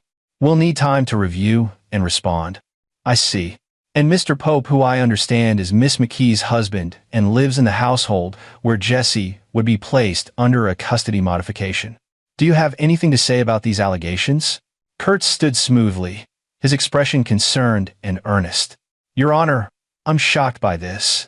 If someone planted drugs in Mr. Garrison's vehicle, it certainly wasn't me or my wife. Perhaps it was someone else with a grudge against him. Mr. Garrison makes documentaries exposing corruption. He must have enemies." It was a good response, Philip had to admit. Reasonable, plausible, shifting suspicion elsewhere. Judge McConnell studied Kurt for a long moment. "Mr. Pope, you work in pharmaceutical sales, correct?" "Medical equipment sales." "Your Honor, I left the pharmaceutical industry 3 years ago." "But you previously worked for Hartley Pharmaceuticals?" A flicker of unease crossed Kurt's face. "Yes, Your Honor. And you have a colleague, a friend, perhaps named Luther Walker, who also worked at Hartley Pharmaceuticals." Kurt's composure cracked slightly. "I know Luther, yes. We've worked together in the past. I don't see how that's relevant." "It's relevant because Mr. Walker's current wife was previously married to Bernard McGee, who was convicted of drug possession at this very airport 18 months ago, in circumstances remarkably similar to Mr. Garrison's case." The courtroom erupted. Brandy grabbed Kurt's arm. Carrie Sellers stood, objecting loudly. Joe McMullen was grinning like a wolf. Judge McConnell banged her gavel. "Order! Everyone sit down and be quiet." When silence returned, the judge continued. "I don't make a habit of ruling on matters outside my jurisdiction, but I also don't make a habit of ignoring obvious patterns. This court denies the emergency custody modification request. Furthermore, I am ordering a full investigation into the circumstances of Mr. Garrison's arrest, and I am referring this matter to the prosecutor's office for review of possible criminal conspiracy. She fixed her gaze on Kurt. Mr. Pope, I strongly suggest you retain criminal defense counsel. You're going to need it. The gavel came down with finality. Philip and Jesse walked out of the courthouse into brilliant afternoon sunshine. Joe McMullen was already on his phone with the prosecutor's office, while Detective Harden conferred with other officers near the parking lot. We did it, Jesse said quietly, slipping his hand into Philip's. You did it, Philip corrected. None of this would have been possible without you, buddy. Behind them, the courthouse doors opened and Brandy emerged, Kurt trailing after her. They were arguing in urgent whispers, oblivious to everyone around them. Get in the car, Philip said softly to Jesse. Now. Jesse obeyed without question, and Philip hit the unlock button on his key fob. As he did, Brandy's voice rose, sharp and angry. You said this was foolproof. You promised me he'd be out of our lives. Keep your voice down, Kurt hissed. It's not over. They have nothing concrete. They have Jesse's video. They know about Luther. How is that nothing? Philip pulled out his phone, making sure his voice recorder app was running. This wasn't an official wire, but Washington was a two-party consent state only for private conversations. Anything said in a public space, like a courthouse entrance, was fair game. Kurt grabbed Brandy's arm, pulling her toward their car. Listen to me. The video only proves the drugs were planted. It doesn't prove we planted them. And the Walker connection is circumstantial. Luther and I were colleagues, so what? That's not evidence of conspiracy. Then why did the judge mention Bernard McGee? Because she's fishing.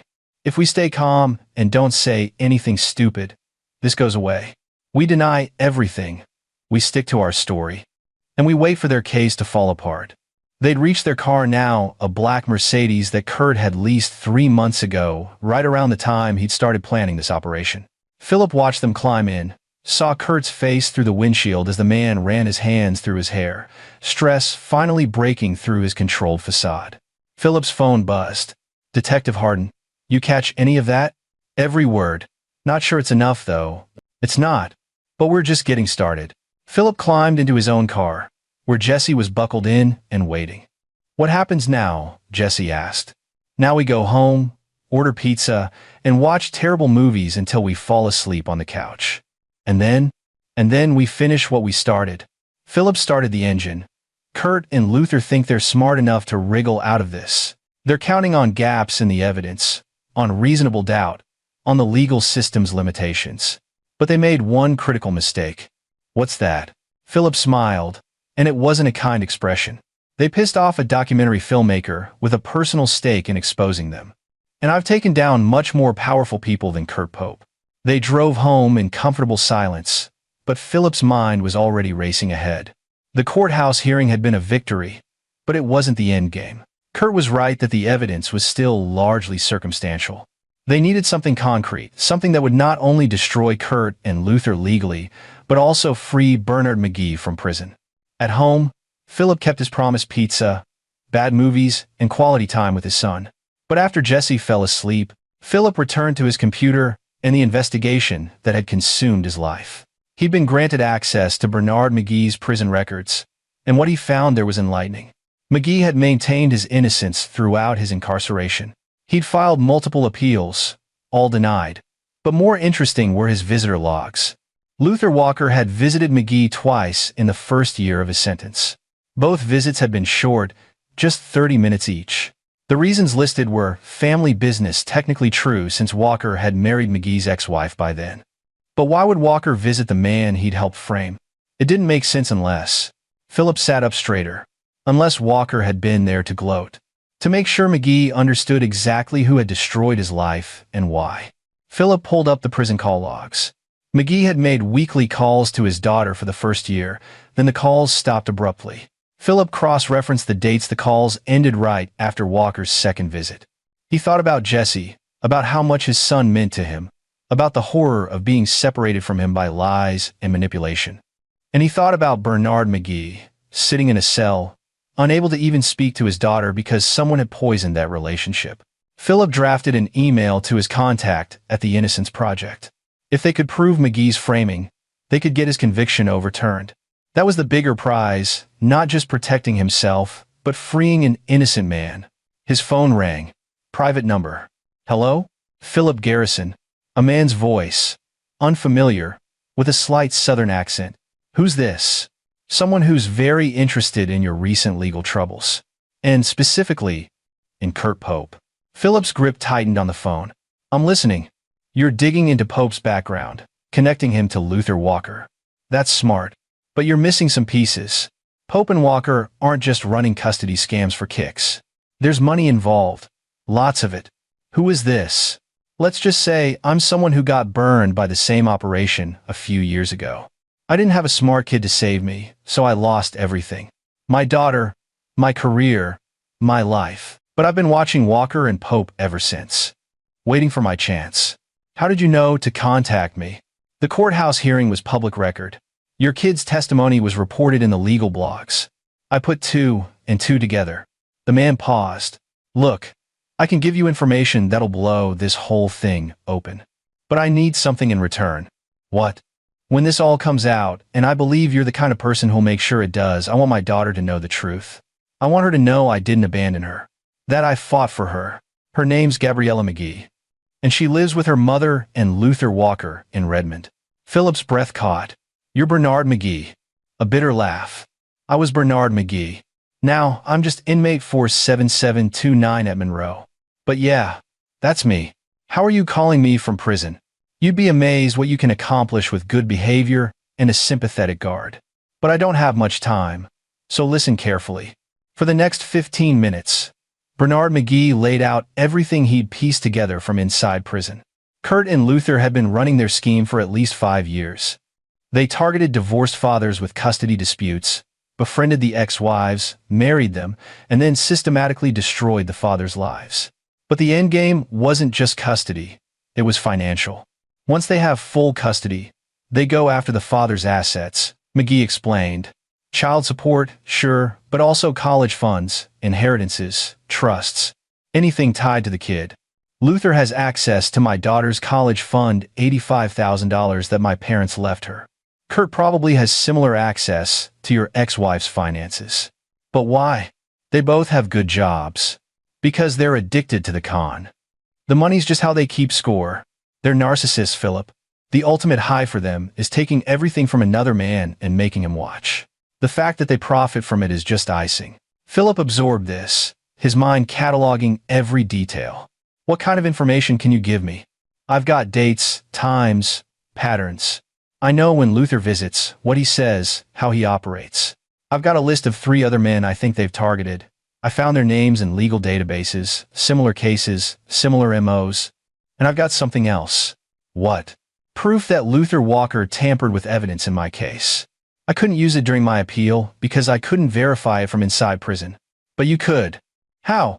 Luther still has the burner phone he used to coordinate my setup. I know because he showed it to me during his last visit. He wanted me to see it, wanted me to know. But what he didn't know is that I memorized the number. And that number has a data trail, texts, calls, GPS coordinates. If you can get a warrant to pull those records, you'll have everything you need. Philip was already typing on his computer. Give me the number. McGee recited it, and Philip wrote it down. This is huge, Bernard. Why didn't you tell the police? I tried. No one believed me. I'm a convicted felon claiming I was framed by my ex-wife's new husband. Cops hear that story 100 times a day. But you're different. You've got your kid backing you up, you've got resources, and you've got people starting to listen. You can do what I couldn't. I will, Philip promised. And I'm going to get you out of there. I don't care about me anymore. Just make sure my daughter knows. Make sure Gabriella understands. The line went dead. Philip sat in the darkness, staring at the phone number he'd written down. This was the key to everything. But getting a warrant for phone records required probable cause, and he wasn't sure what they had would be enough. Unless... He pulled up Charlotte Orr's contact information and sent her a text. Charlotte, does Kurt still have the burner phone you mentioned? She replied within minutes. As far as I know, yes. He was obsessive about keeping it. Why? I might need your help getting it. Would you be willing to participate in a sting operation? Tell me what you need. Philip smiled in the darkness. Kurt and Luther thought they were untouchable. They were about to learn otherwise. The plan came together over the next week with the precision of a well-edited documentary. Philip coordinated with detectives Hardin and Vance, who brought in the FBI once they understood the scope of the conspiracy. What had started as a local custody fraud case had evolved into a multi-state investigation of organized crime. Charlotte Orr agreed to contact Kurt, claiming she needed to discuss final disposition of shared property from their divorce. Kurt, always confident in his ability to manipulate women, agreed to meet her at a coffee shop in downtown Seattle. The coffee shop was wired with more recording equipment than a television studio. Philip watched from a van parked across the street, monitors showing multiple camera angles. Jesse sat beside him against Philip's better judgment, but his son had earned the right to see this through. Charlotte entered the cafe at exactly 2 p.m., wearing jeans and a sweater, looking nervous. Kurt arrived 5 minutes later, all smiles and false charm. "Charlotte, you look great," Kurt said, kissing her cheek. "It's been too long, has it?" Charlotte's voice was cool. "Seems like just yesterday you were threatening to destroy my life." Kurt laughed, unfazed. "Oh, come on. That was years ago. We've both moved on. I'm happily remarried. You're happily remarried. Ancient history." They ordered coffee and sat at a table by the window, a table that had been selected specifically for optimal audio and video coverage. "So what's this about?" Kurt asked. "Your email mentioned property? I've been going through old boxes, found some things I think might be yours. But I wanted to talk to you about something else first." Charlotte leaned forward. "I heard about what happened with Brandy's ex-husband, the drug arrest that got thrown out." Kurt's expression didn't change, but his body language shifted, shoulders tensing, hands moving to grip his coffee cup. "What about it?" "I know what you did, Kurt. I always knew what you were capable of. But I never thought you'd actually do it." "Do what?" "I don't know what you're talking about." "Frame him. Plant drugs. Destroy a man's life so you could take his kid." Charlotte's voice was steady, matter of fact. "Just like you were planning to do to my ex-fiancée before I divorced you." "That's ridiculous. You're delusional." "Am I?" "Because I remember conversations, Kurt. I remember you talking about the perfect crime, about how nobody suspects the new partner, about your friend, Luther, who understood how the world really worked." Kurt stood abruptly. "I'm not listening to this paranoid nonsense. Thanks for wasting my time, Charlotte." "Sit down," Charlotte said sharply, "or I walk straight to the police with everything I know." Kurt froze, then slowly sat back down. His mask of affability had cracked, replaced by something colder, more calculating. "What do you want? Money?" "Because I can. I want the truth. Just once.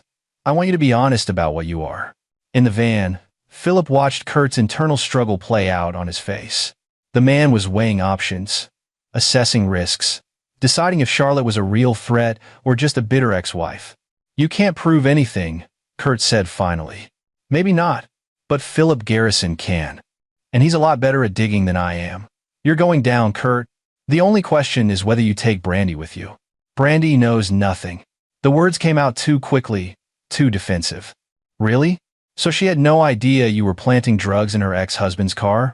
She just happened to file for emergency custody the moment he got arrested?" "Come on, Kurt. Nobody's that stupid. She's not part of this."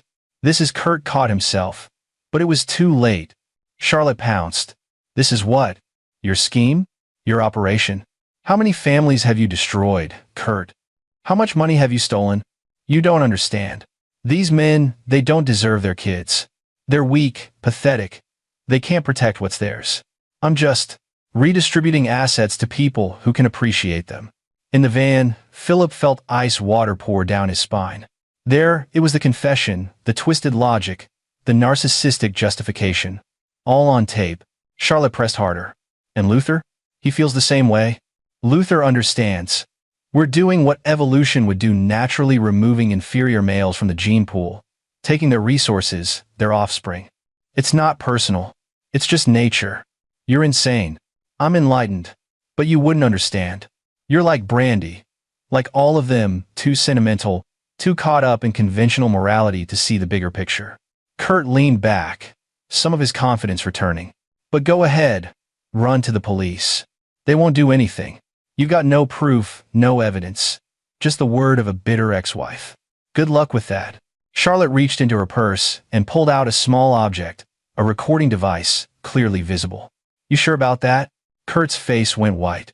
He lunged across the table, grabbing for the recorder, but Charlotte was faster. She jumped back, holding it out of reach. Looking for this? Or maybe for the burner phone you used to coordinate Bernard McGee's framing? The one with all those texts between you and Luther? Kurt's hand dropped to his jacket pocket, patting it reflexively. The gesture was unconscious, automatic, and it told Philip exactly what he needed to know. That's right, Charlotte said. I know about the phone, and so do the police. It's over. Kurt's face transformed into something ugly and frightening. You have no idea what you've just done. You think Philip Garrison is going to protect you? You think the police care about any of us? You're all just pieces on a board, and I'm the only one who understands the game. The cafe door opened, and Detectives Hardin and Vance entered, badges out. 3 more officers followed. Kurt Pope, Detective Hardin said, "You're under arrest for conspiracy to commit fraud, distribution of controlled substances, evidence tampering, and making false reports to law enforcement." Kurt didn't run or resist. He simply stood there, looking at Charlotte with an expression of absolute hatred. "This isn't over." "Yeah," Detective Vance said, pulling out handcuffs. "It really is." As they led Kurt away, Detective Hardin confiscated his phone and the burner phone from his jacket pocket. Evidence secured. In the van, Philip exhaled for what felt like the first time in weeks. Jesse grabbed his hand, squeezing tight. "We got him, Dad."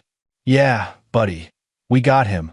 Luther Walker was arrested at his office 3 hours later, thanks to the phone records from Kurt's burner that showed hundreds of coordinated communications. The FBI seized his devices and found a spreadsheet documenting every custody scam they'd run over the past 5 years, dates, targets, profits, and detailed notes on their methodology.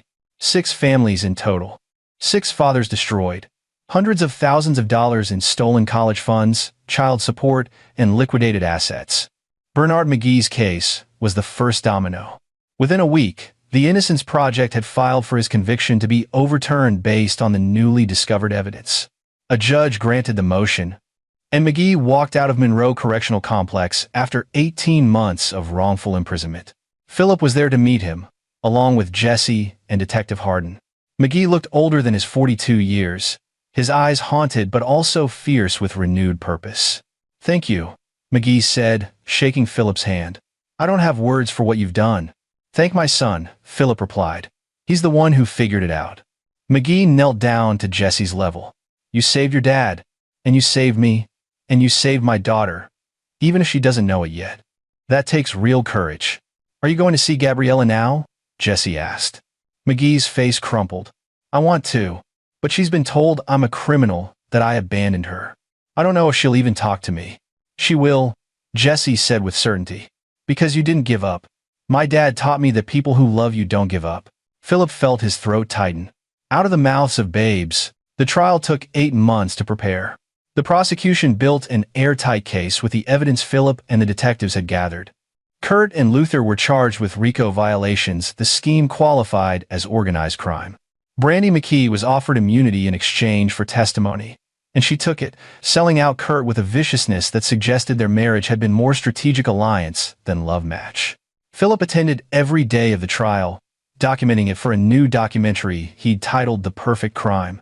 Jesse came to the verdict reading, dressed in his best clothes, sitting quietly while the jury foreman read the results.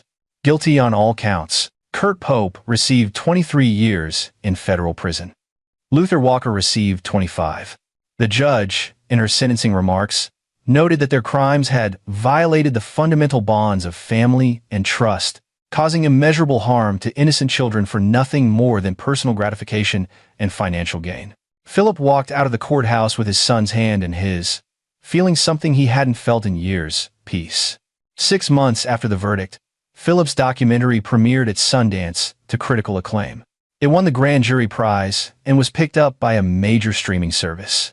The story captivated audiences: the 9-year-old boy who saved his father, the conspiracy that destroyed families, the journalist who exposed it all. But Philip's favorite moment wasn't at Sundance or during any press interview. It was a quiet Sunday afternoon at a park in Redmond, watching Bernard McGee push his daughter Gabriella on a swing while she laughed with genuine joy. Teresa Lawrence had agreed to joint custody once the truth came out, horrified by what Luther had done. Gabriella's therapy was ongoing. Learning that her stepfather had framed her biological father had been traumatic, but the counselor was optimistic. Children were resilient, especially when they knew they were loved. "She's doing okay," McGee said, joining Philip and Jesse on a nearby bench. "Some days are harder than others, but we're building a relationship. That's more than I thought I'd ever have." "You're doing great," Philip assured him. "Because of you. Because your son was brave enough and smart enough to see what was happening." Jesse looked up from his book. "I just paid attention. That's all. Adults say kids don't notice things, but we notice everything." "Wise words," McGee said. "I'm trying to pay better attention now too. To Gabriella, to what matters. Luther took 18 months from me, but he's not taking anything more." They sat in comfortable silence, watching Gabriella play. Other kids joined her on the playground equipment, and Philip noticed how she'd grown more confident over the past months, how the shadows had lifted from her eyes. "What's next for you?" McGee asked. Philip shrugged. "More documentaries. Maybe some teaching." University of Washington asked if I'd guest lecture. "Mostly just being present for this guy." He ruffled Jesse's hair. "And the custody situation with your ex?" "Settled. We've got equal custody now, supervised exchanges through a third party. Brandy's actually been apologetic. I think she's in therapy, dealing with how Kurt manipulated her. I'm not ready to forgive her yet, but I'm trying to understand." "That's more grace than I have," McGee said quietly. "I look at Teresa, and I just feel angry. She believed Luther's lies about me so easily. She didn't question, didn't investigate, just accepted that I was a criminal and moved on with her life." "People believe what they want to believe," Philip said. "It's easier than facing uncomfortable truths." Jesse closed his book. "Dad, can I go play with Gabriella?" "Sure, buddy." They watched Jesse run off to join Gabriella on the monkey bars. The two kids had formed an unlikely friendship, bonded by shared trauma and the peculiar wisdom that came from seeing their parents at their worst and best. "He's an amazing kid," McGee said. "He saved my life, literally and figuratively. He saved mine too. Strange how things work out. If Kurt and Luther had been just a little bit smarter, a little bit more careful, they'd have gotten away with it. But they underestimated Jesse, underestimated you." Philip thought about that. About the moment in the car at the airport when Jesse had locked the doors and said those terrifying words, "In 5 minutes you'll understand why." About the courage it took for a 9-year-old boy to stand up against adults who were supposed to protect him. "Kurt and Luther's biggest mistake was thinking this was about intelligence," Philip said. "It wasn't. It was about love. Jesse saved me because he loves me. I fought back because I love him. They couldn't understand that because for them, love was just another tool for manipulation." "Speaking of which," McGee said, pulling out his phone, "you should see this." He showed Philip a text from Charlotte Orr. "Kurt tried to send me a letter from prison. I returned it unopened. Thought you'd want to know he's still trying to manipulate people." Philip snorted. "Some people never learn. The warden tells me Kurt and Luther aren't speaking to each other. Turns out there's no honor among narcissists. Kurt's blaming Luther for getting caught. Luther's blaming Kurt for being too cocky. They're destroying each other now." "Good," Philip said simply. They watched the kids play until the sun started to set, painting the Seattle sky in shades of orange and gold. It was the kind of perfect evening that reminded Philip why he'd fought so hard, why he'd risked everything. Family, truth, justice. In the end, those were the only things that mattered. 1 year after the trial, Philip received an invitation to speak at a conference on family law reform.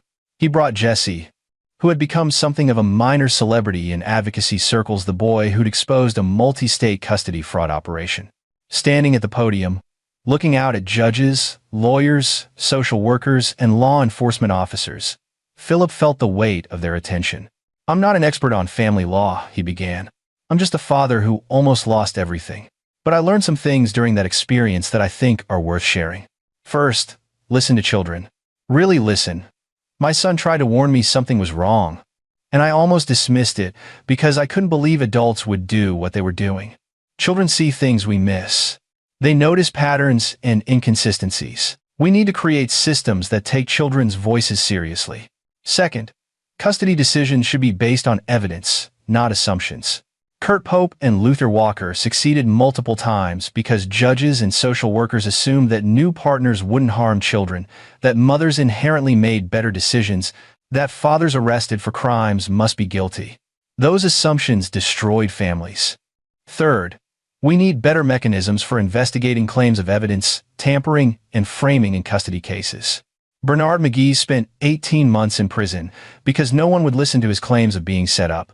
That's 18 months he'll never get back, 18 months his daughter grew up without him. That's not justice. Philip paused, making eye contact with the audience. The system failed multiple families because it assumed good faith from all parties.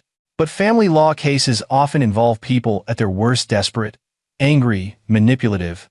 We need to build safeguards that account for bad actors. My son saved me because he was smart and brave. But no 9-year-old should have to be that smart or that brave. The system should protect families, not enable their destruction. The applause was thunderous. Afterward, dozens of lawyers and advocates approached him with stories of similar cases they'd encountered, of suspicions they'd had but couldn't prove, of families destroyed by sophisticated fraud. We're proposing new legislation, one state representative told Philip. Mandatory investigation protocols when drugs are found in custody disputes. Independent verification of evidence. Stronger penalties for false reporting. Your case opened a lot of eyes. Philip felt a grim satisfaction. Kurt and Luther had destroyed 6 families, but their exposure might save hundreds more. That evening, back in their hotel room, Jesse worked on his homework while Philip reviewed interview footage for his next documentary. The TV played quietly in the background, a news program discussing criminal justice reform. "Dad," Jesse said suddenly. "Yeah. Do you think Mom really didn't know what Kurt was doing?" Philip set down his laptop. It was a question Jesse asked periodically, in different forms, seeking an answer that would make sense of what had happened. "I think she knew some of it," Philip said carefully. "Maybe not the full extent, but enough that she should have asked questions. I think she chose not to look too closely because Kurt was giving her what she wanted a way to win the custody battle. Is that as bad as what Kurt did? It's different. Kurt and Luther were the architects. They planned and executed everything. Your mom, she was complicit. She let it happen. That's its own kind of wrong. But you still let me see her. Because she's your mother, and she loves you, even if she made terrible choices. People are complicated, Jess. They're not always all good or all bad." Jesse absorbed this. "I don't think I'll ever trust her the way I trust you. That's okay. Trust is earned, and she has a lot of work to do to earn yours back. If she ever does." They returned to their respective tasks, the quiet companionship of father and son more precious now than it had ever been before. Philip's phone buzzed.